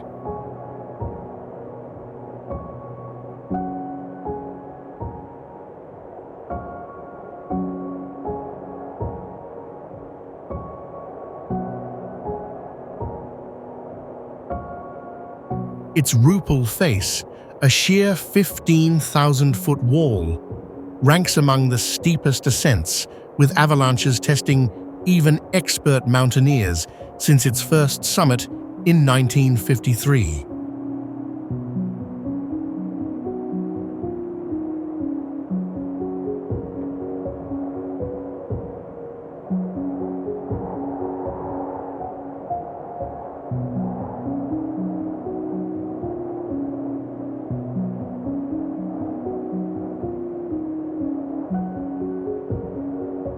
The mountain's Diamir base camp, reached via fairy meadows, offers trekkers views of sprawling glaciers like Ranikot.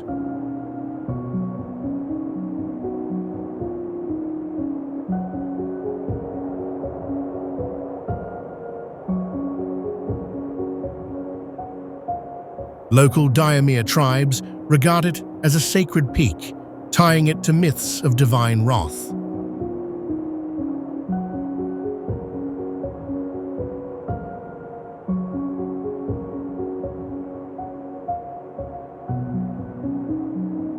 Unlike Everest, its remote location ensures fewer crowds, preserving a raw wilderness.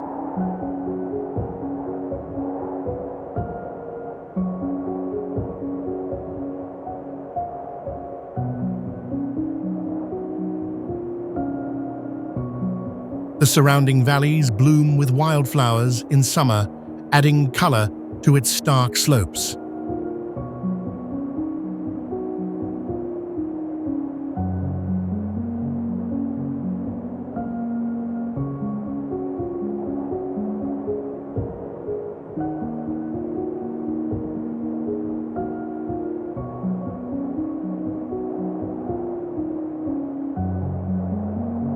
Nanga Parbat stands as a symbol of nature's daunting power and allure.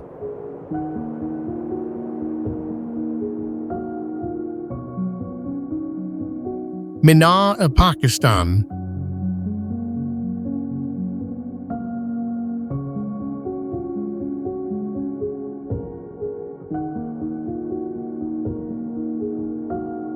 Minar-e-Pakistan in Lahore rises as a proud symbol of the nation's birth.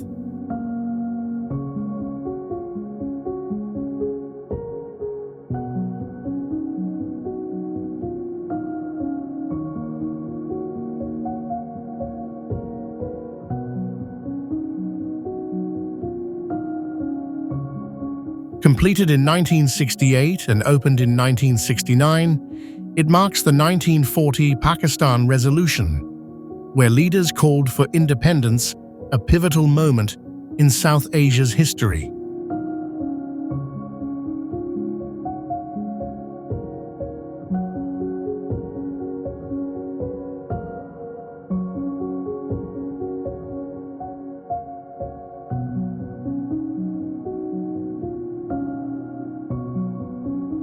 The 230-foot tower, blending Mughal and modern design, features a star-shaped base with marble inlays.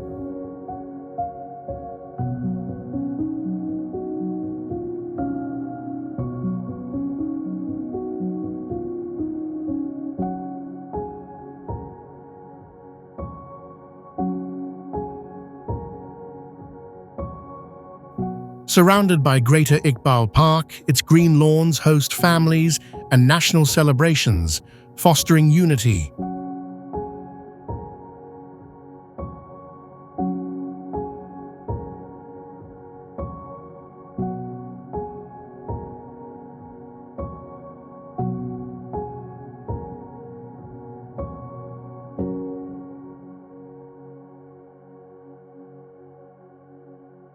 Quranic verses carved into its stone reflect Pakistan's cultural roots.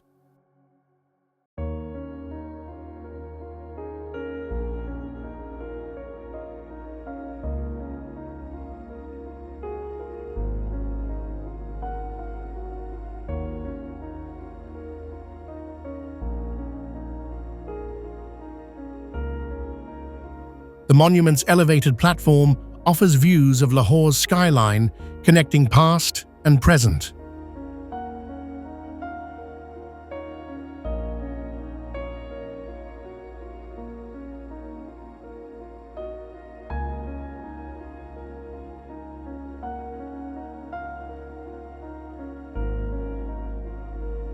This landmark embodies the spirit of a nation forged through resolve and shared dreams.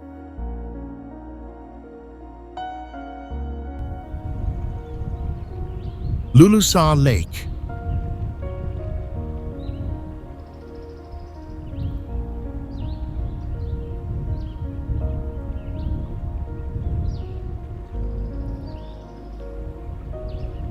Lulusar Lake sparkles along the Kagan Valley's high route to Babusar Pass.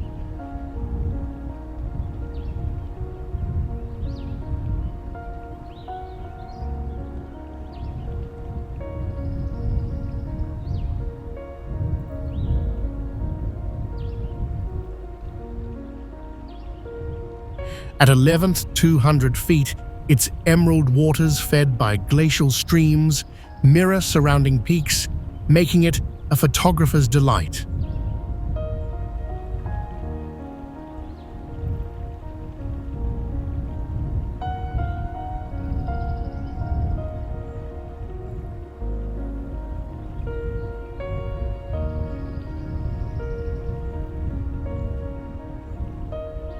The lake's name is tied to local lore of tragic events and sacrifice, adding a haunting historical layer.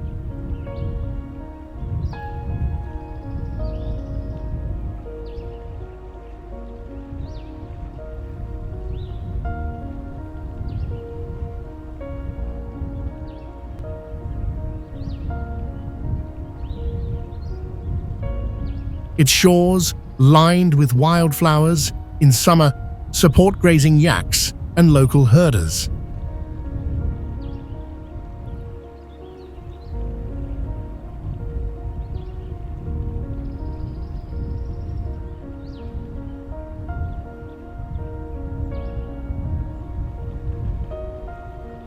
Accessible via the Naran-Babusar Road, it marks a key stop for travelers heading to Gilgit-Baltistan.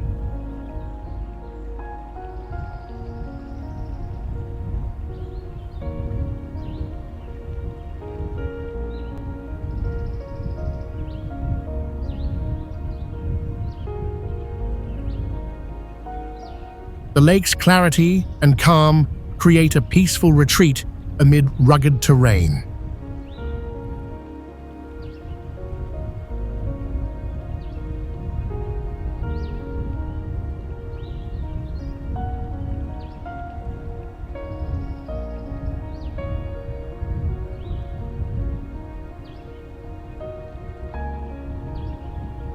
Lulusar blends natural beauty with echoes of a turbulent past, offering a unique pause for reflection.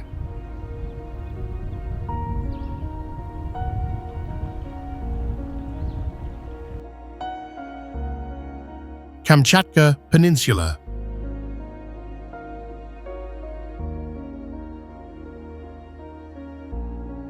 Kamchatka hosts 300 volcanoes across 104,000 square miles, with 29 still active and spewing ash miles high.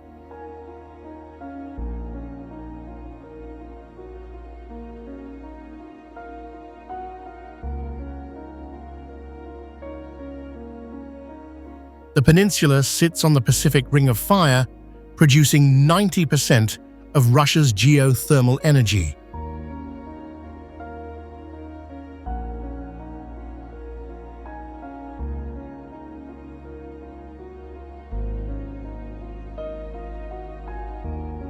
Brown bears outnumber humans 2 to 1 in the 1.2 million acre Kronotsky Reserve.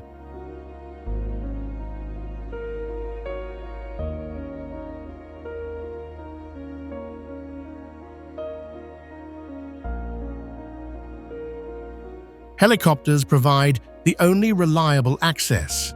No roads connect the region to the mainland.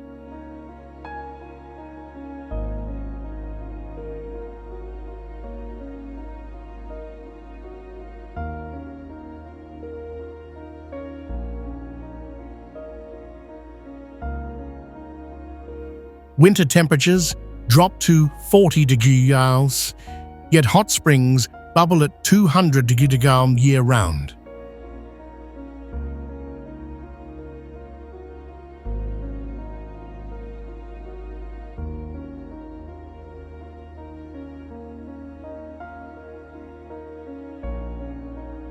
This isolation keeps 90% of the land untouched by development.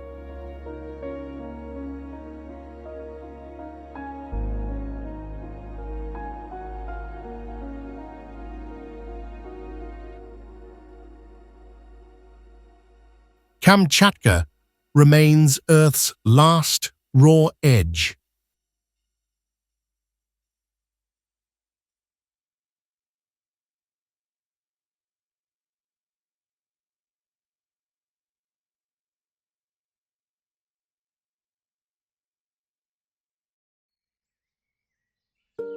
Lena Pillars.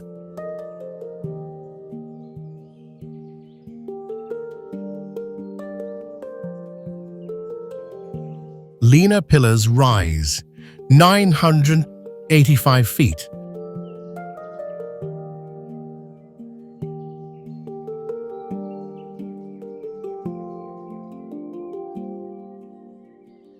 Along a 25-mile stretch of the Lena River formed 500 million years ago in the Cambrian period.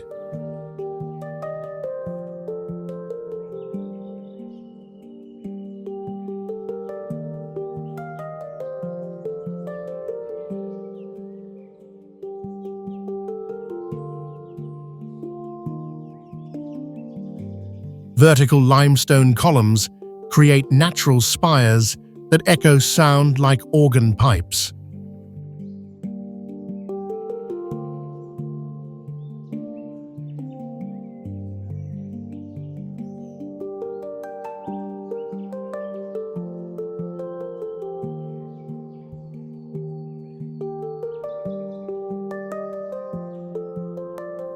The site covers 500 square miles and earned UNESCO status in 2012 for its geological record.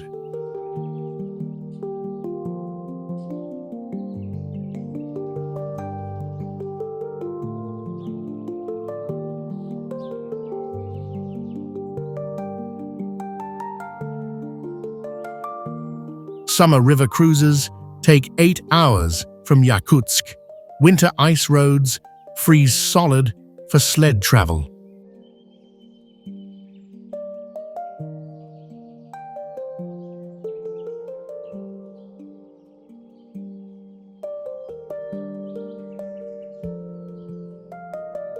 Fossils of ancient sea creatures appear in the rock faces, proving this was once an ocean floor.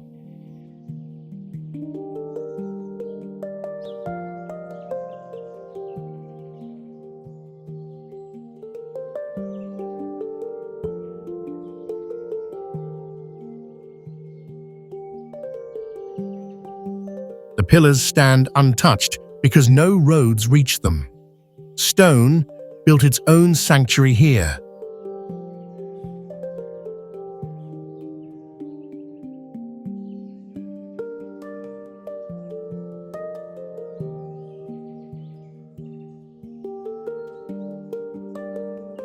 Curonian Spit.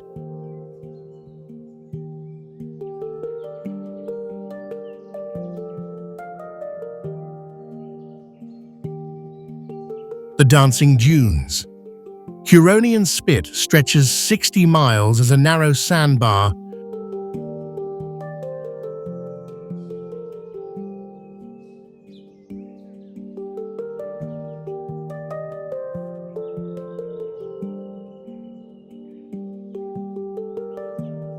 Only 300 feet wide at its skinniest point.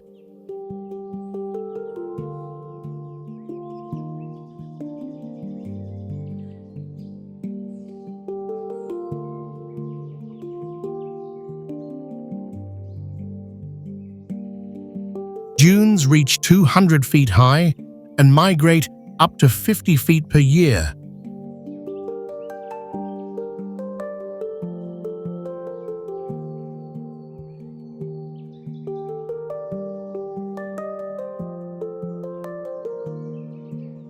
Swallowing forests in their path. Pine trees planted in the 1800s now twist into spirals from constant salt winds.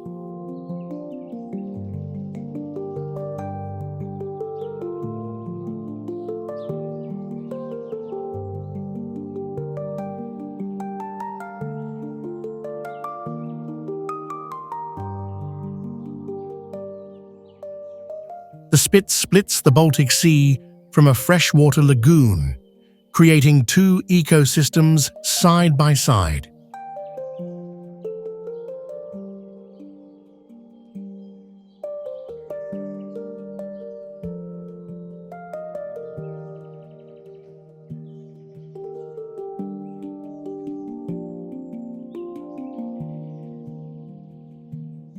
Half belongs to Russia, half to Lithuania under joint UNESCO protection since 2000.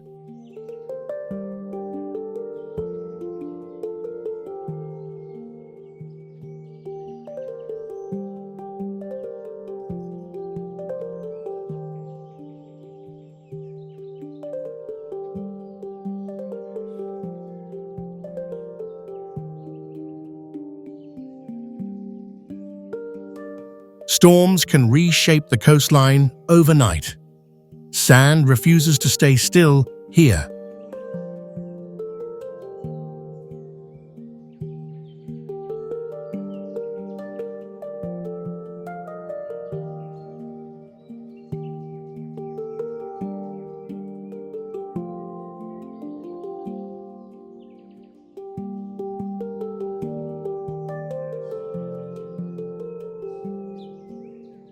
Sochi.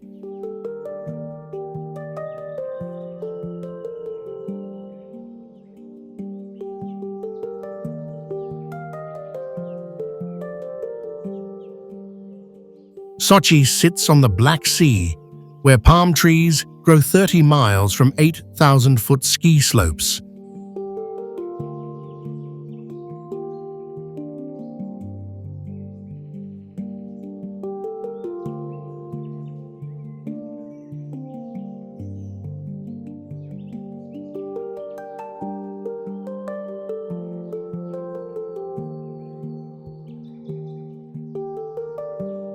The 2014 Winter Olympics built 11 new venues in a subtropical climate that averages 70 degrees in February.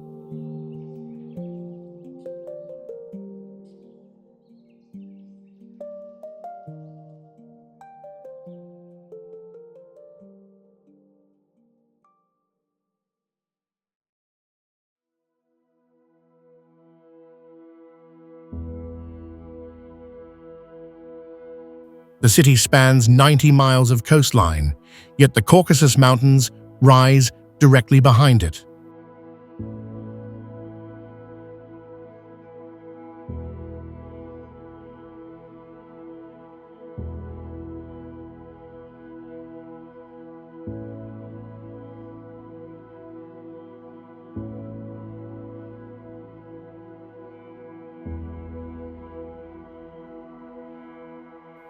Beaches fill with sunbathers, while snowboarders ride fresh powder the same day.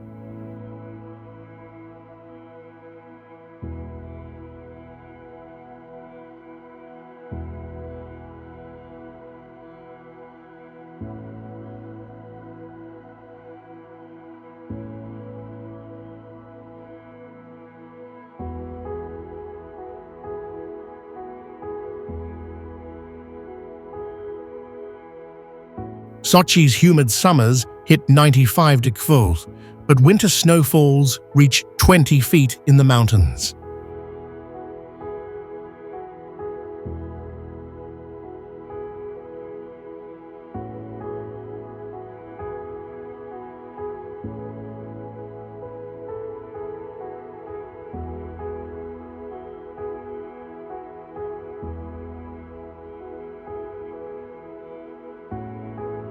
This narrow strip packs Mediterranean and Alpine worlds into one zip code. Sochi defies seasonal logic.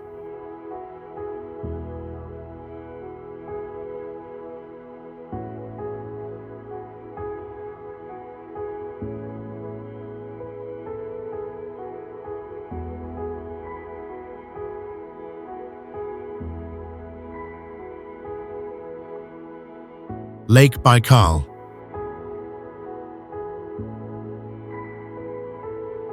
Lake Baikal plunges 387 feet deep, making it the deepest lake on Earth.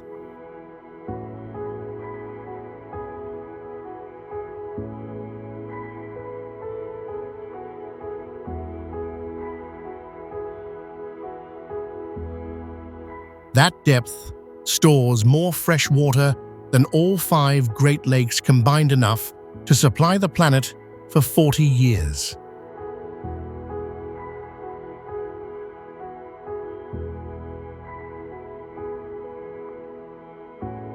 It formed 25 million years ago, so ancient that it hosts species found nowhere else, like the Baikal seal.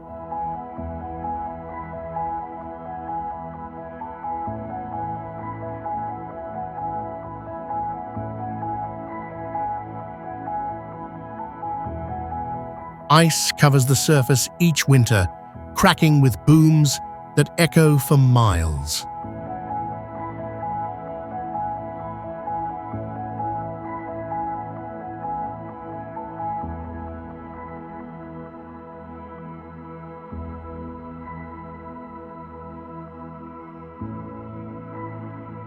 Those cracks let you see 130 feet straight down, revealing a crystal-clear world.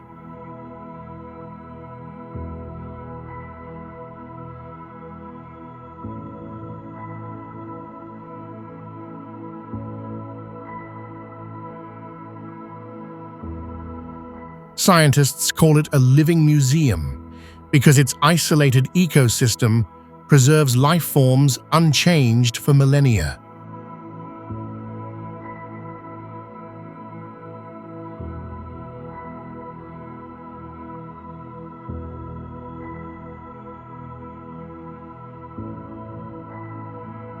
The lake's age and purity make it a natural time capsule.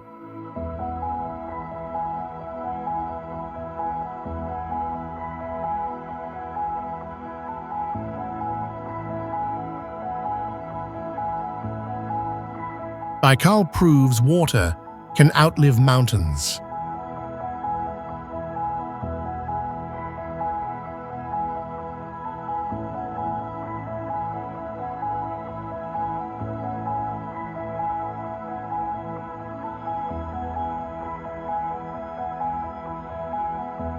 Mount Elbrus.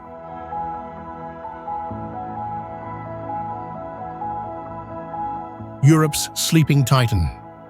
Mount Elbrus rises 18,010 feet, the highest peak in Europe.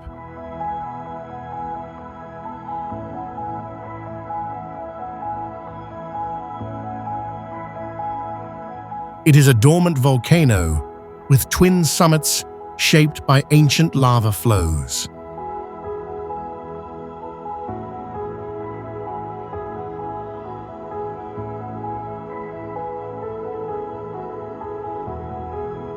Geothermal heat still warms pockets under the glaciers, creating rare ice caves.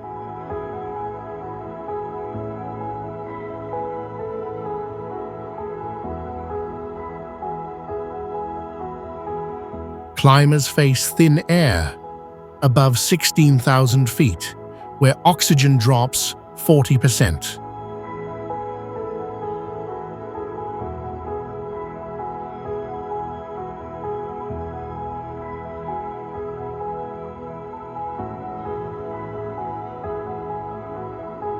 Soviet teams once trained here for Himalayan expeditions.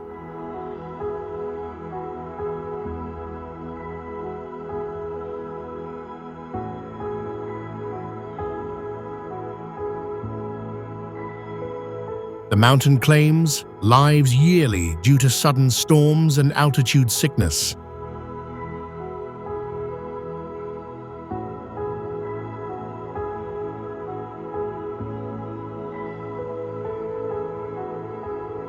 Its size and volcanic past set it apart from other European peaks.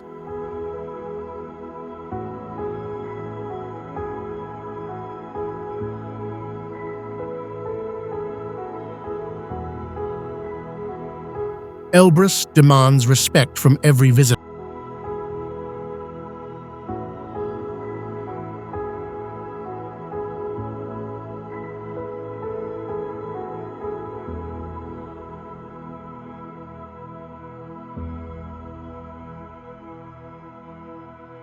Manpu-Puner rock formations.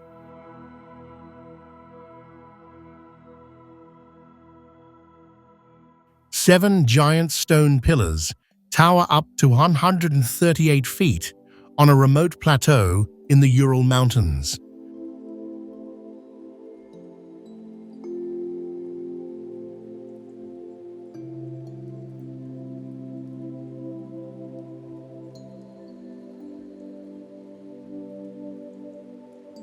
Wind and frost carved them over 200 million years from solid rock.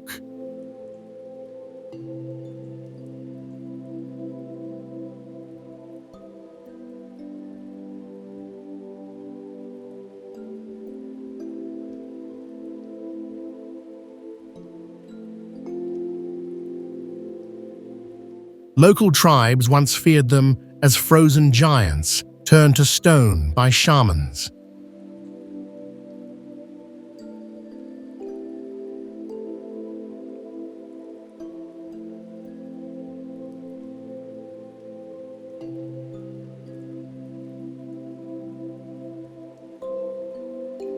No roads reach the site.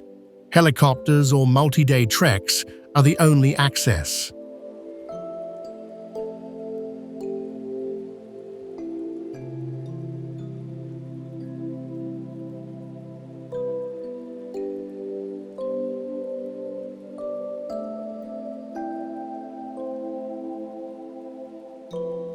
The pillars stand alone on a windswept plain, visible for miles.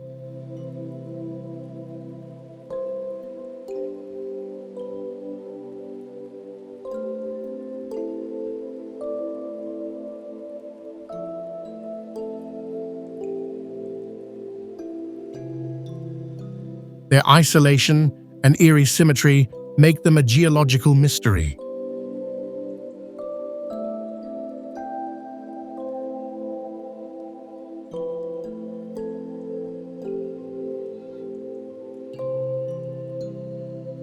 Manpu-Puner silently watches centuries pass unchanged.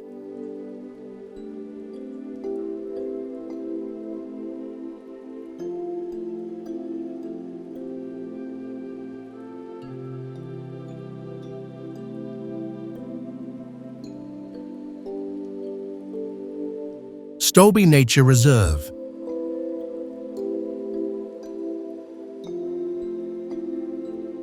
Stolby protects 180 granite pillars,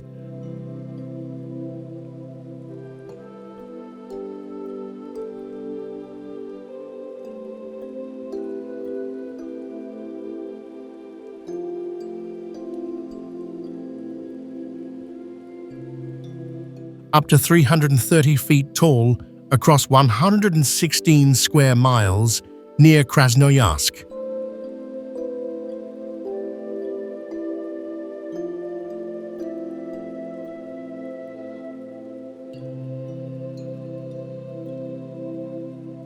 Local climbers, called Stolbists, free climb the rocks.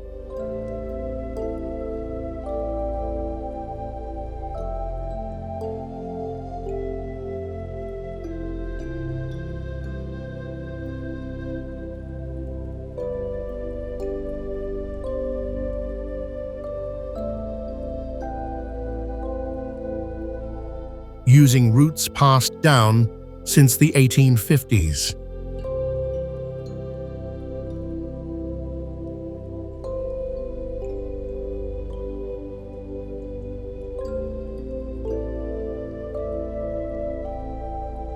The reserve bans ropes on most pillars to preserve tradition and challenge.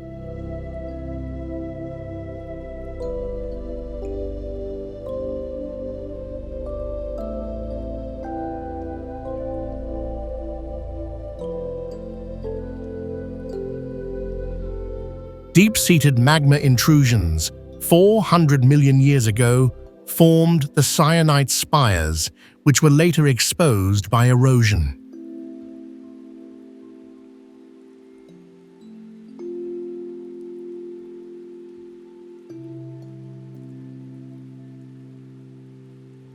Over 1,000 marked routes exist with names like grandfather and feather.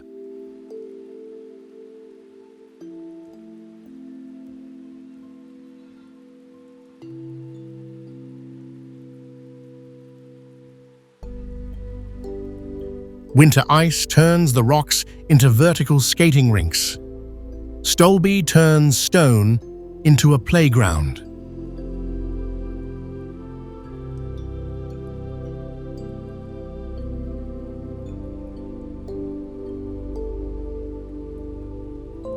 Dargav's village.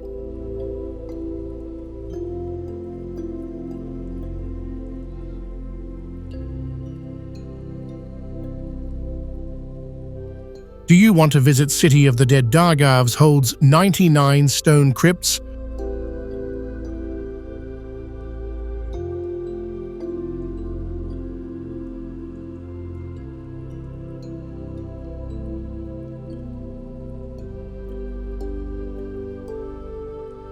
On a Caucasus hillside, built between the 16th and 18th centuries.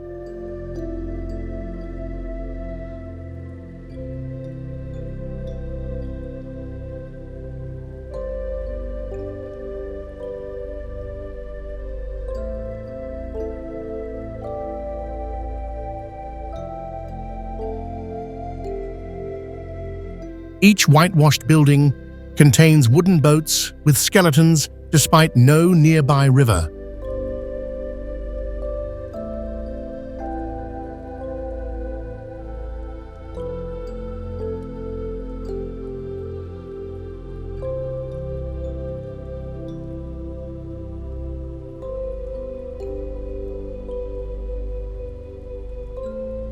Plague victims were sealed inside with food for the afterlife, a local custom.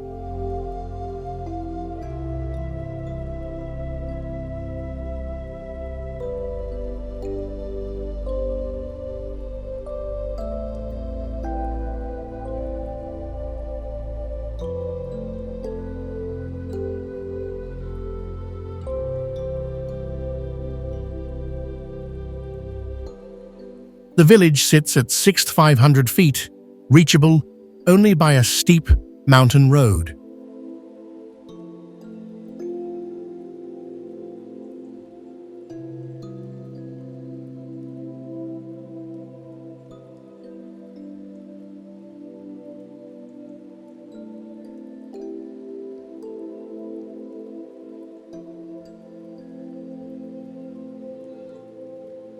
Archaeologists found over 10,000 bones in the structures.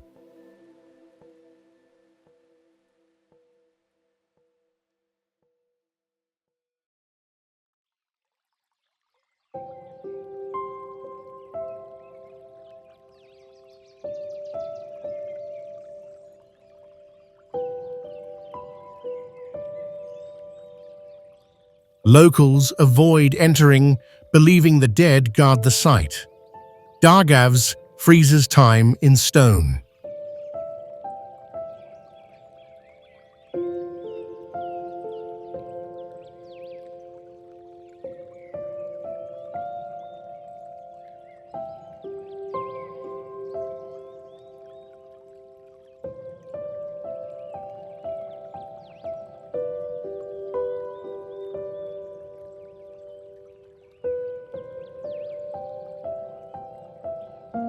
Kul Sharif Mosque.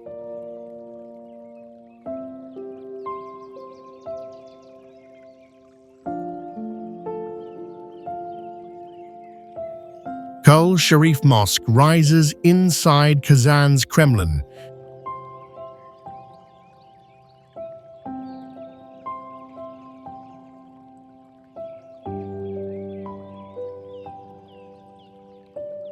Completed in 2005 to replace the original destroyed in 1552.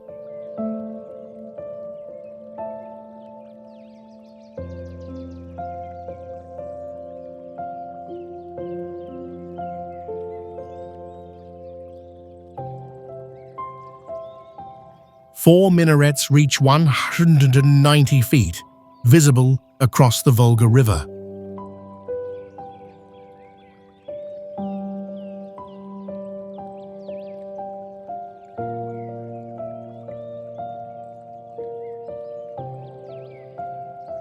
The main dome spans 130 feet and weighs 1,200 tons, made of concrete, faced with marble.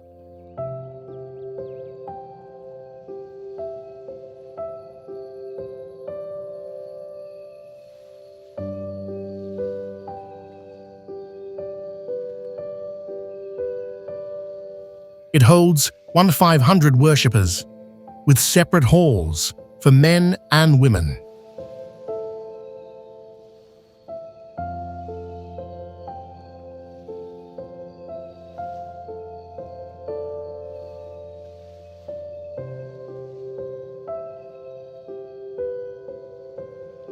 The mosque's blue tiles symbolize Tatar culture, while the Kremlin walls represent Russian power.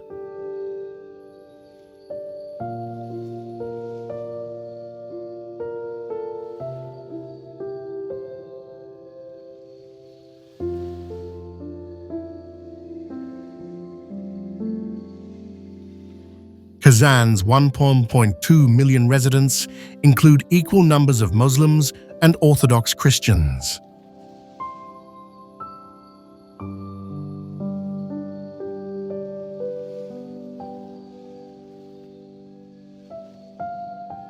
Stone bridges two faiths in one courtyard.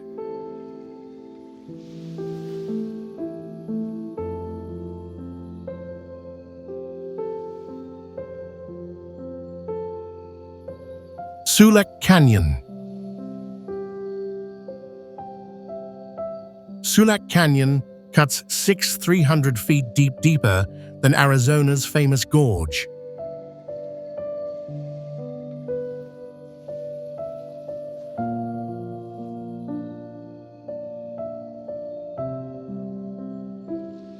Turquoise waters of the Sulak River rush through sheer cliffs of layered sandstone.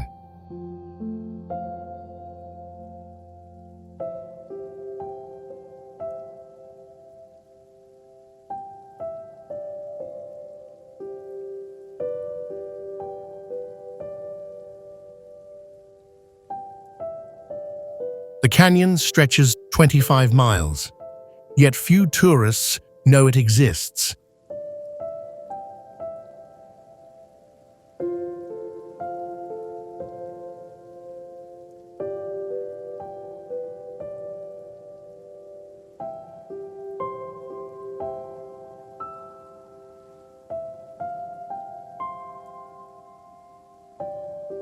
Hydroelectric dams harness the river, powering half of Dagestan.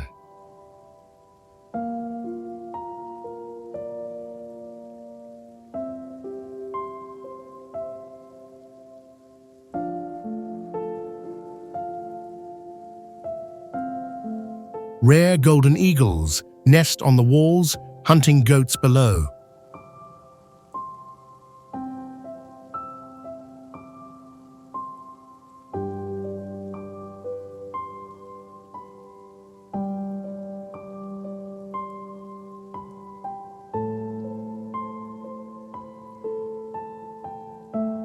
Its depth and vivid colors rival any canyon worldwide.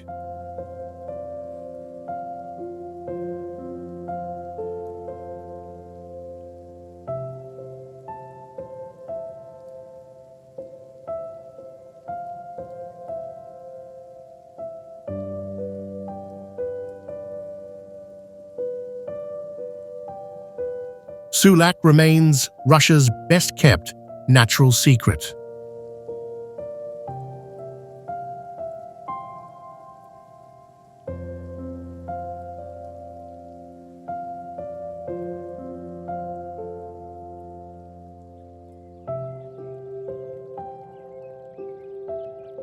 Geyser Lake.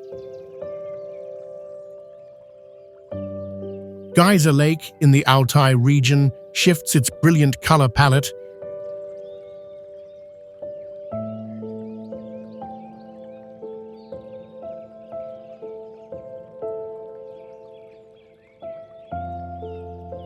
due to rhythmic pulses every few minutes.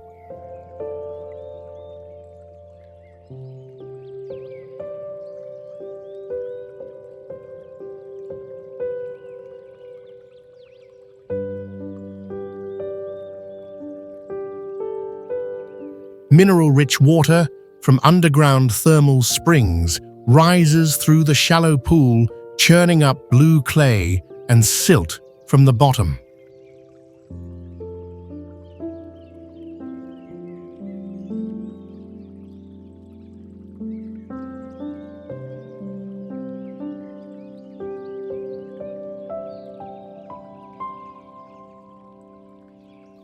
This process paints the lake in shifting rings of vivid turquoise and sapphire blue.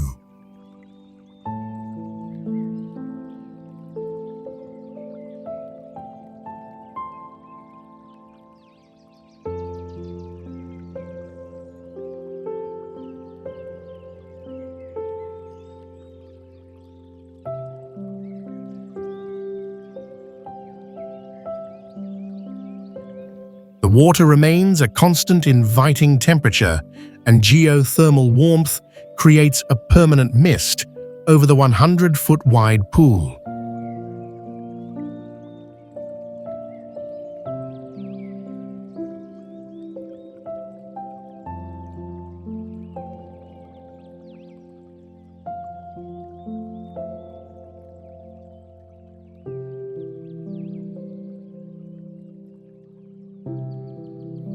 This unique mechanism, where geothermal energy visibly moves mineral deposits, creates a living canvas.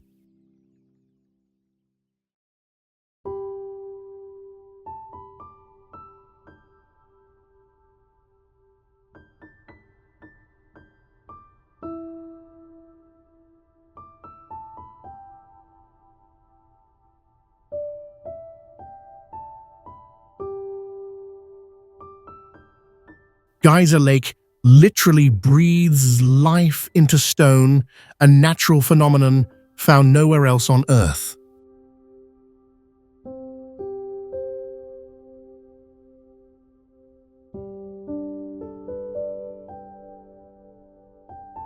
St. Petersburg.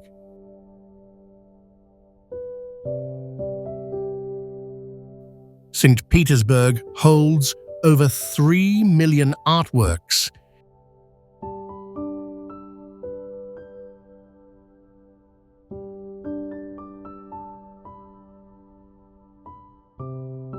Inside the Hermitage Museum alone.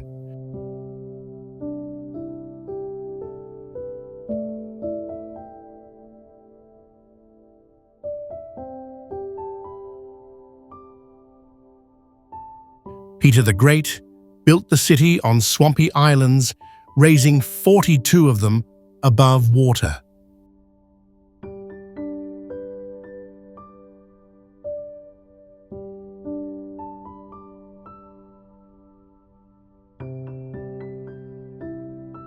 White nights in summer keep the sun visible for 19 hours, turning nights pale blue.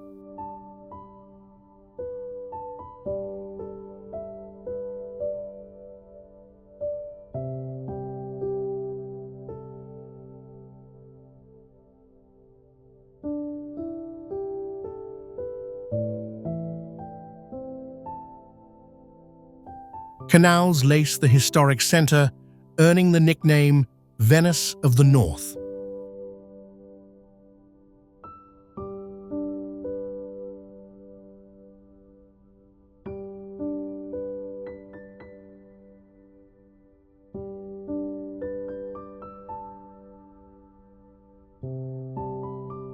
The city birthed writers like Dostoevsky and composers like Tchaikovsky.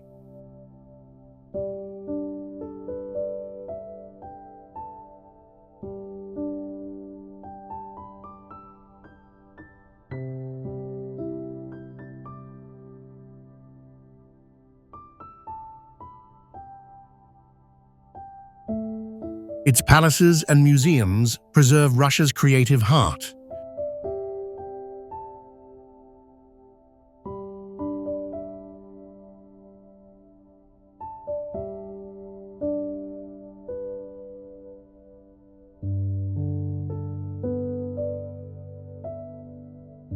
St. Petersburg turns stone into poetry.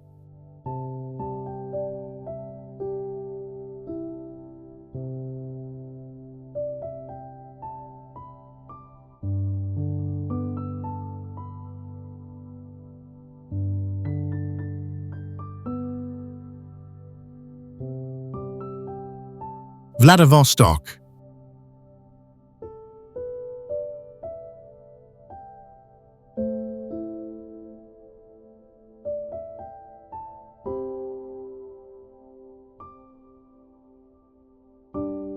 Vladivostok sits 5,760 miles east of Moscow, closer to Tokyo than to the capital.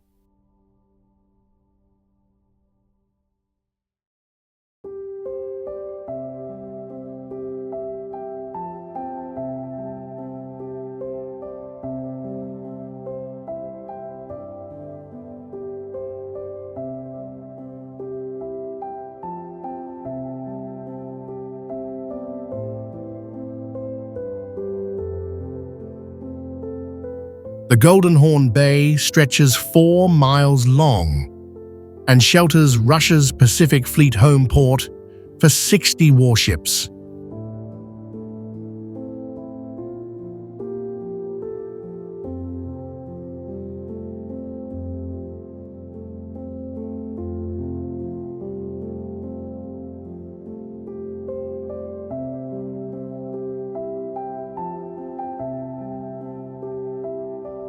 A cable-stayed bridge completed in 2012 spans 700 feet, the longest of its kind in the world at the time.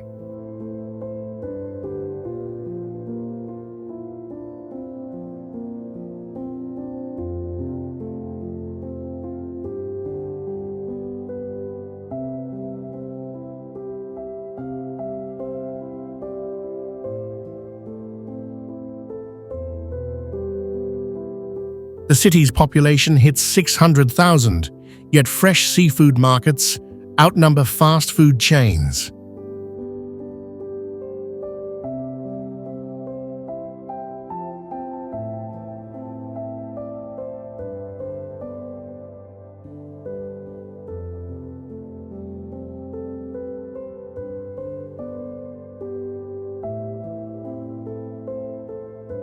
Winter temperatures drop to 20 degrees Celsius, yet the vital port maintains year-round access, traditionally kept open by icebreakers.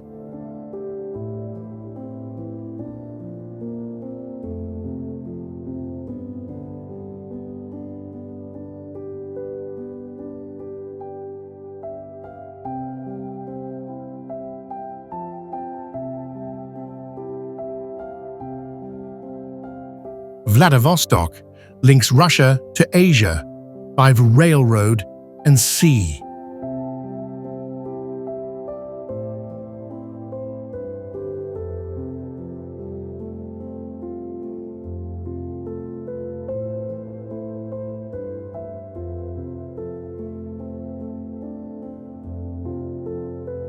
This city turns the Pacific into Russia's front door.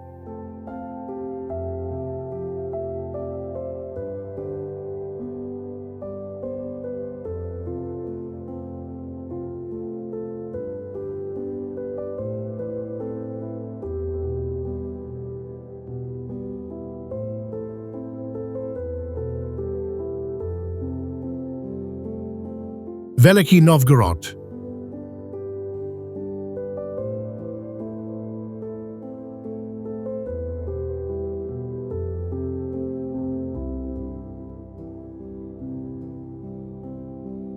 Veliky Novgorod ran as a republic from the 12th to 15th centuries, electing leaders through a public assembly.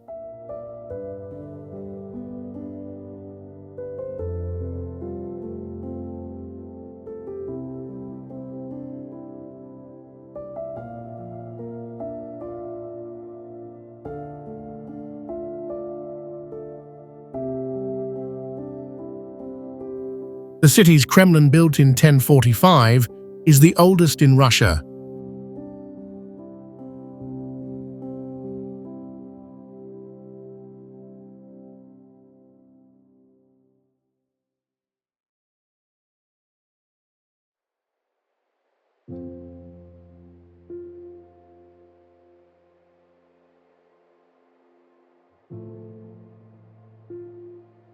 and covers 30 acres along the Volkhov River.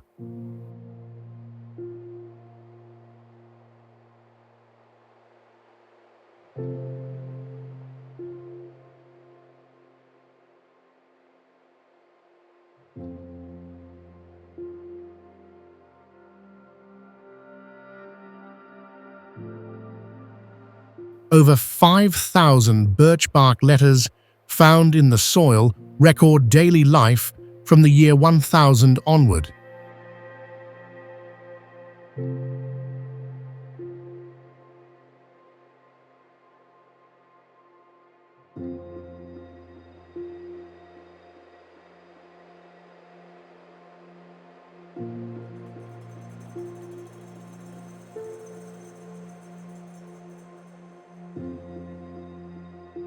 St. Sophia Cathedral inside the walls dates to 1045 and still holds services.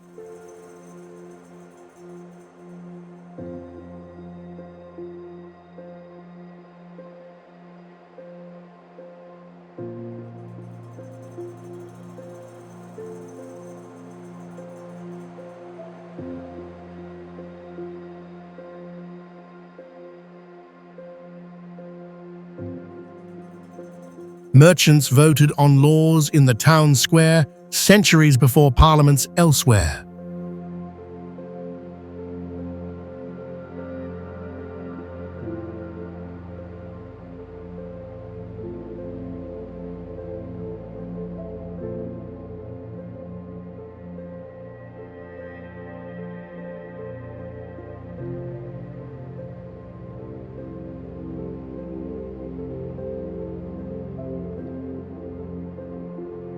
Novgorod's written records predate Moscow's by 200 years. Democracy took root here first.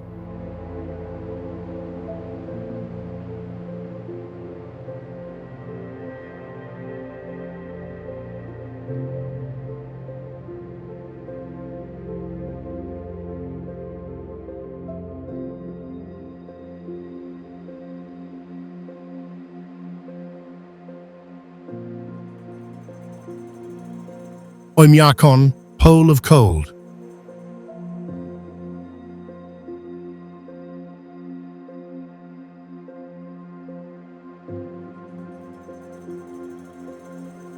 Oymyakon recorded 90 degrees in 1933, the lowest temperature ever in a permanently inhabited place.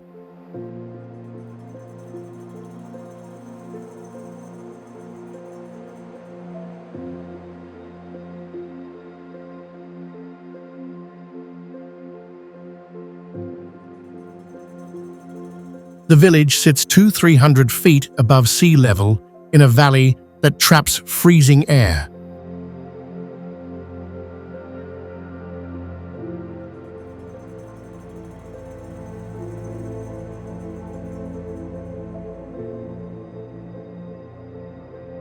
Residents leave car engines running 24 hours a day in winter to prevent freezing.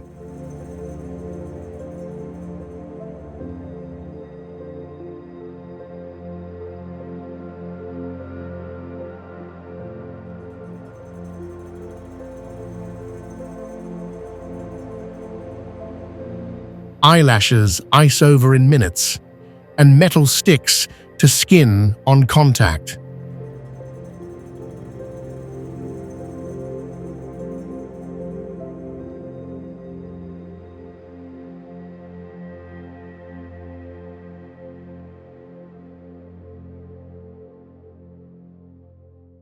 Only 500 people live here year-round, surviving on reindeer meat and fish.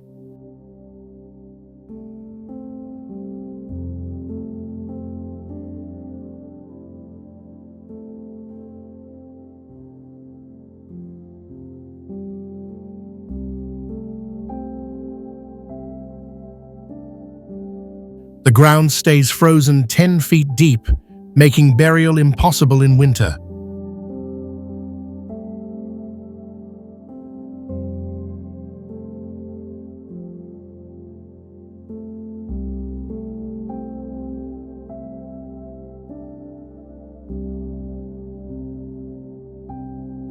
Oymyakon turns cold into a way of life.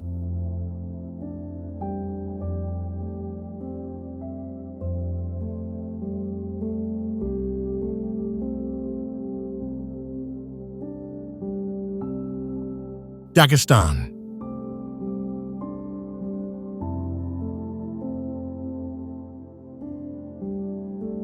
Dagestan packs 30 ethnic groups into 19,000 square miles, each speaking its own language.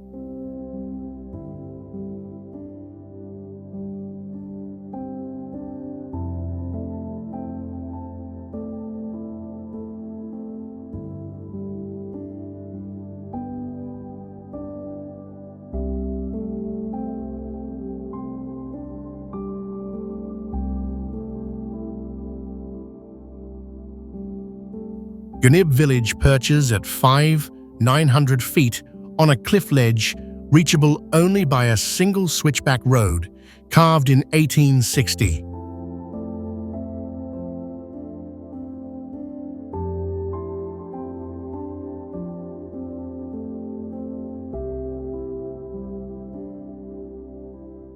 The 1859 surrender of Imam Shamil to Russian forces here ended the Caucasian War after 25 years.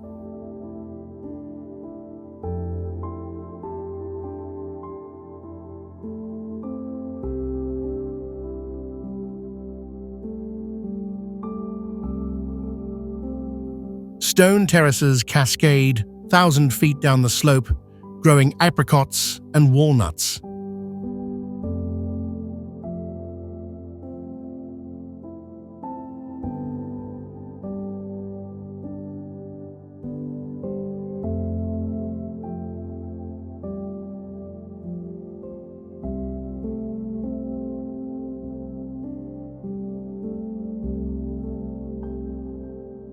Over 2,000 ancient petroglyphs cover nearby canyon walls, depicting hunters and solar symbols.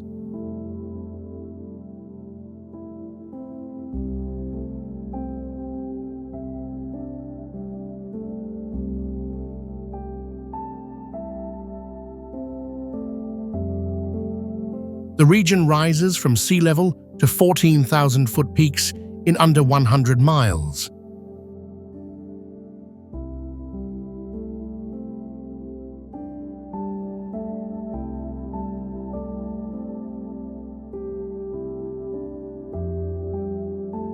Dagestan fits a nation's diversity into one republic. One region, countless worlds.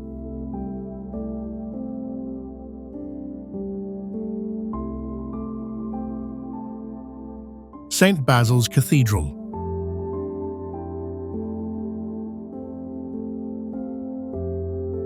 St. Basil's Cathedral features 9 separate chapels under one roof, each with a unique onion dome.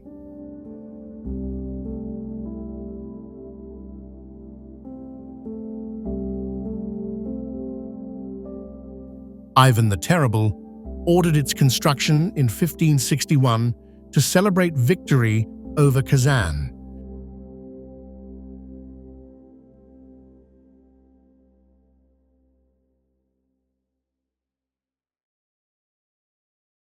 Painters used over 60 shades of red, blue, and gold on the exterior.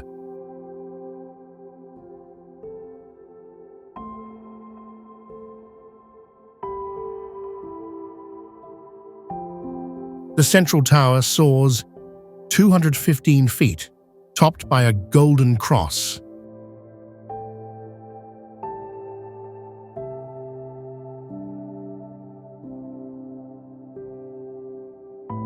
Inside, narrow corridors connect tiny prayer rooms painted with frescoes.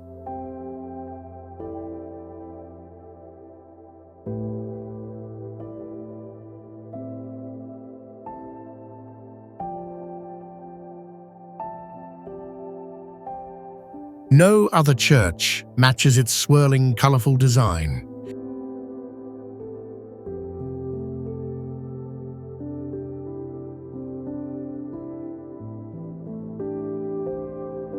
Saint Basil turns faith into fireworks.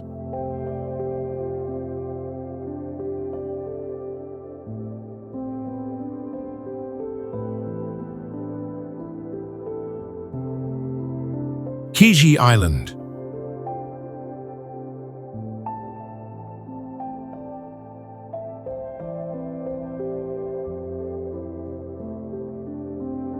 Kizhi Island's Church of the Transfiguration rises 123 feet, built entirely of wood without a single nail.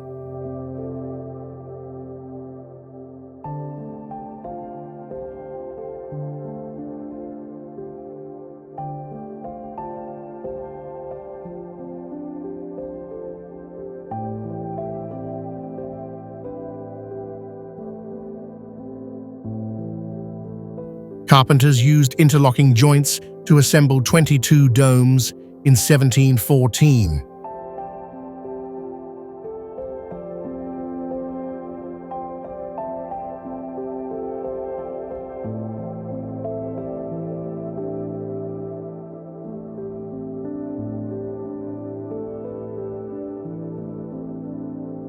Aspen shingles cover the roofs, reflecting light like fish scales.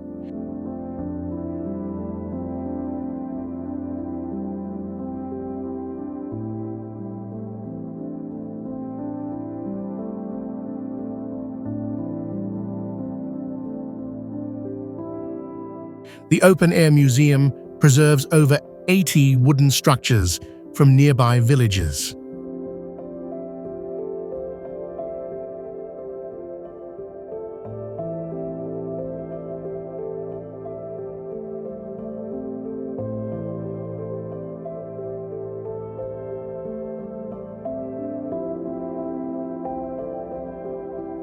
Winter freezes Lake Onega, solid, isolating the island for 6 months.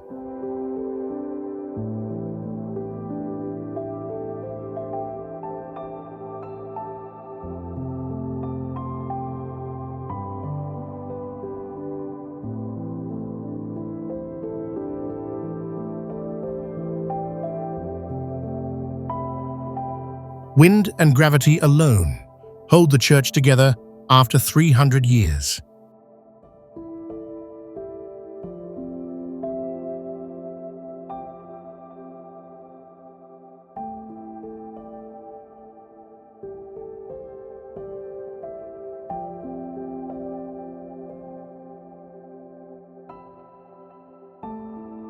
Kizhi proves wood can outlast steel.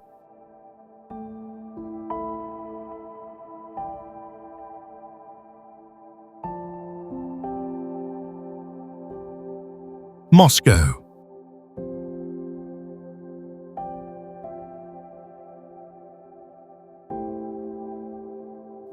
Moscow covers 1,000 square miles and houses 12.6 million people, making it Europe's largest city by area.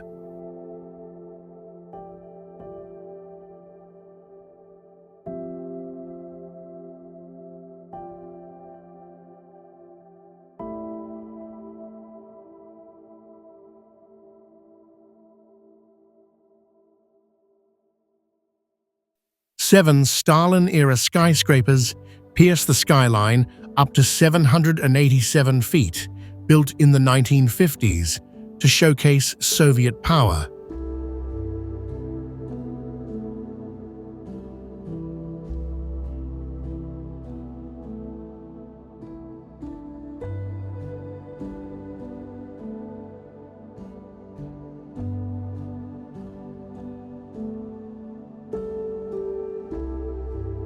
The metro system runs 250 miles of track, with stations decorated like palaces, carrying 9 million riders daily.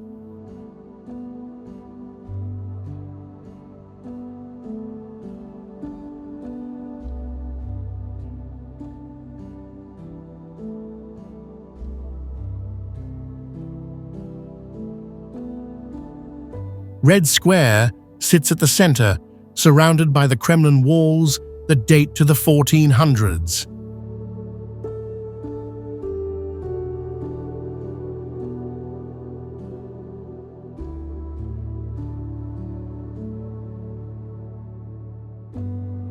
Beneath the streets lie secret Cold War bunkers, 200 feet deep, still classified.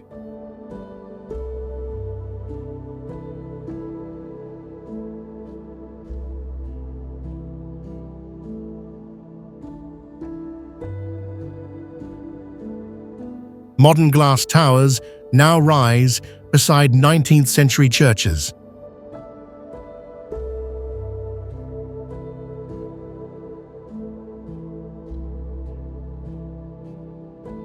Moscow stacks centuries in plain view.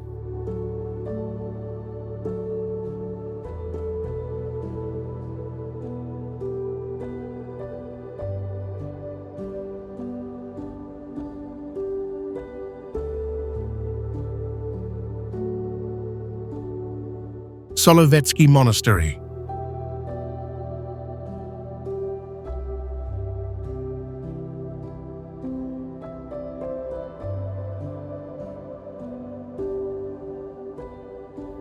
Solovetsky Monastery was founded in 1436 on a remote White Sea island, covering 115 square miles.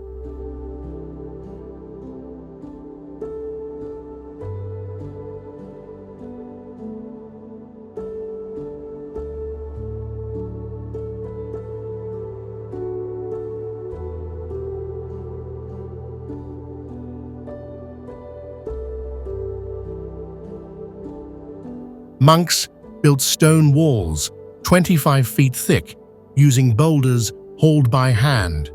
The Soviet government turned it into the first Gulag camp in 1923, holding 80,000 prisoners over 16 years.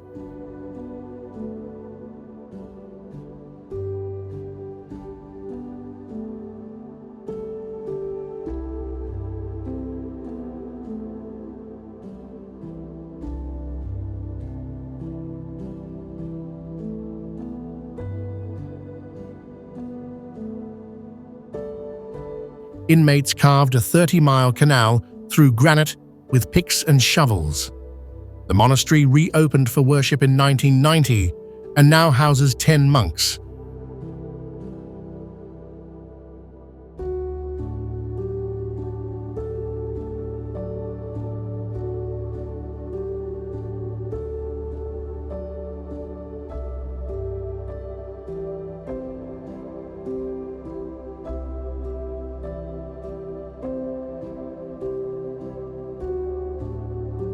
UNESCO listed the site in 1992 for both spiritual and dark history. Solovetsky carries prayer and pain in the same stones.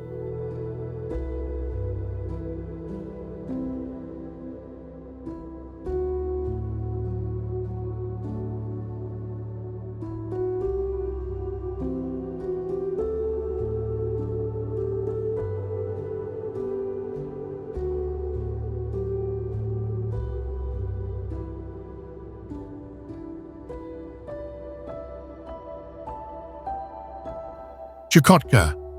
Chukotka lies 53 miles from Alaska across the Bering Strait, the closest Russia gets to America. The region covers 280,000 square miles, yet only 50,000 people live there.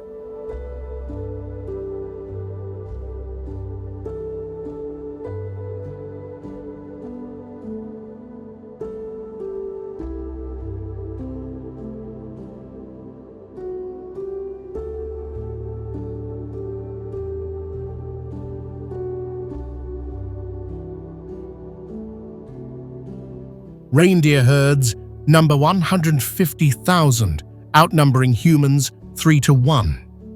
Winter lasts 9 months, with temperatures dropping to 60 degrees.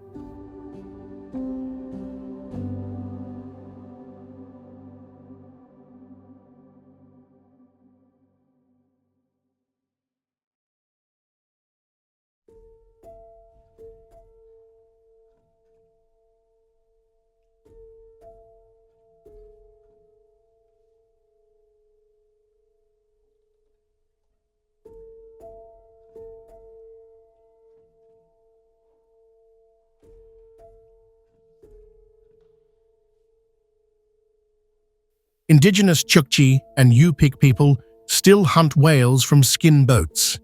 The area holds Russia's largest walrus rookeries with 100,000 animals on coastal rocks. Chukotka guards Russia's frozen frontier.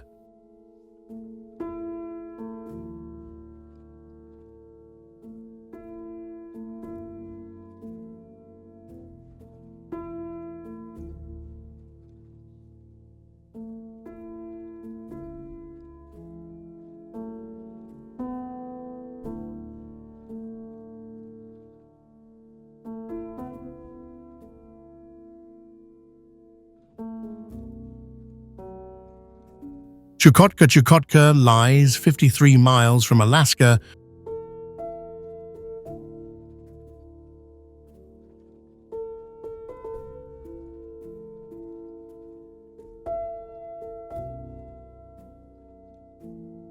Across the Bering Strait, the closest Russia gets to America.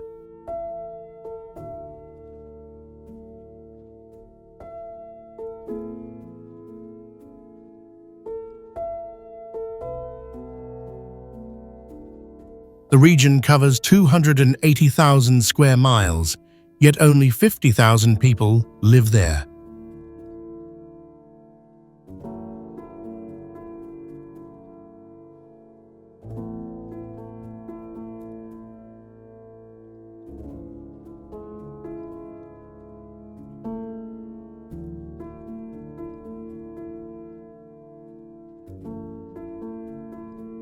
Reindeer herds number 150,000, outnumbering humans 3 to 1.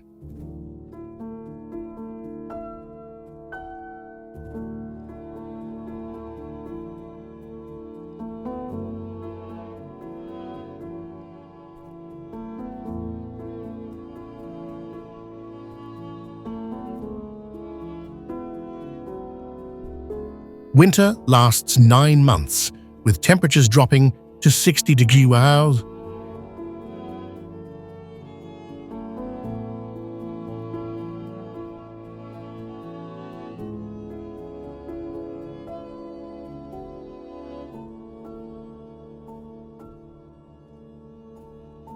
Indigenous Chukchi and Yupik people still hunt whales from skin boats.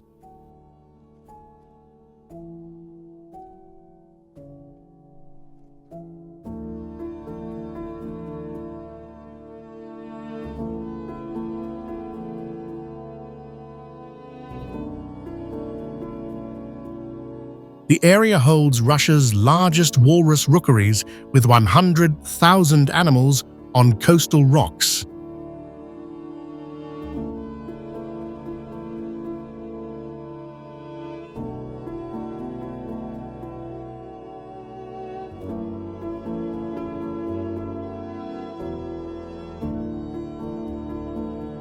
Chukotka guards Russia's frozen frontier.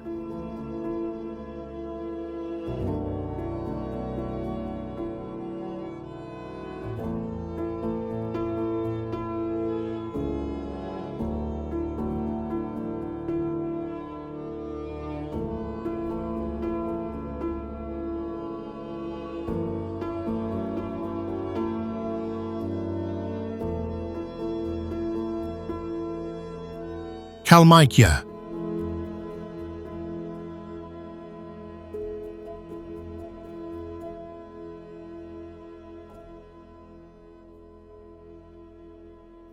Kalmykia is the only Buddhist majority region in Europe.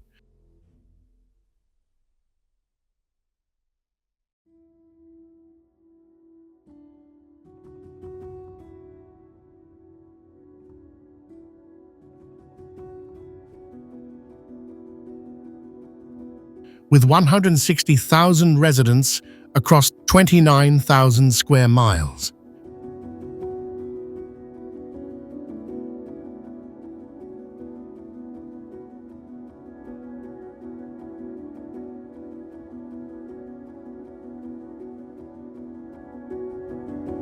The Golden Temple in Elista, built in 2005, stands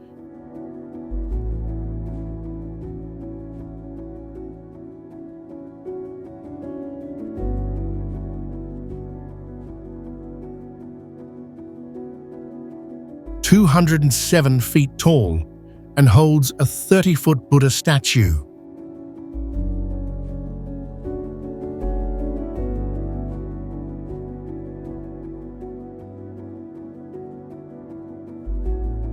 Chess became mandatory in schools in 1998 under a president who was a grandmaster.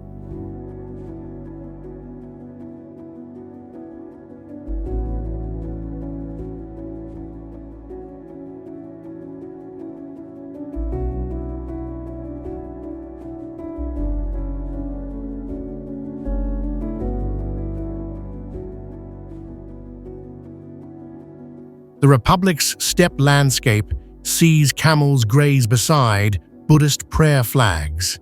Over 30 temples dot the capital, serving 50% of the population.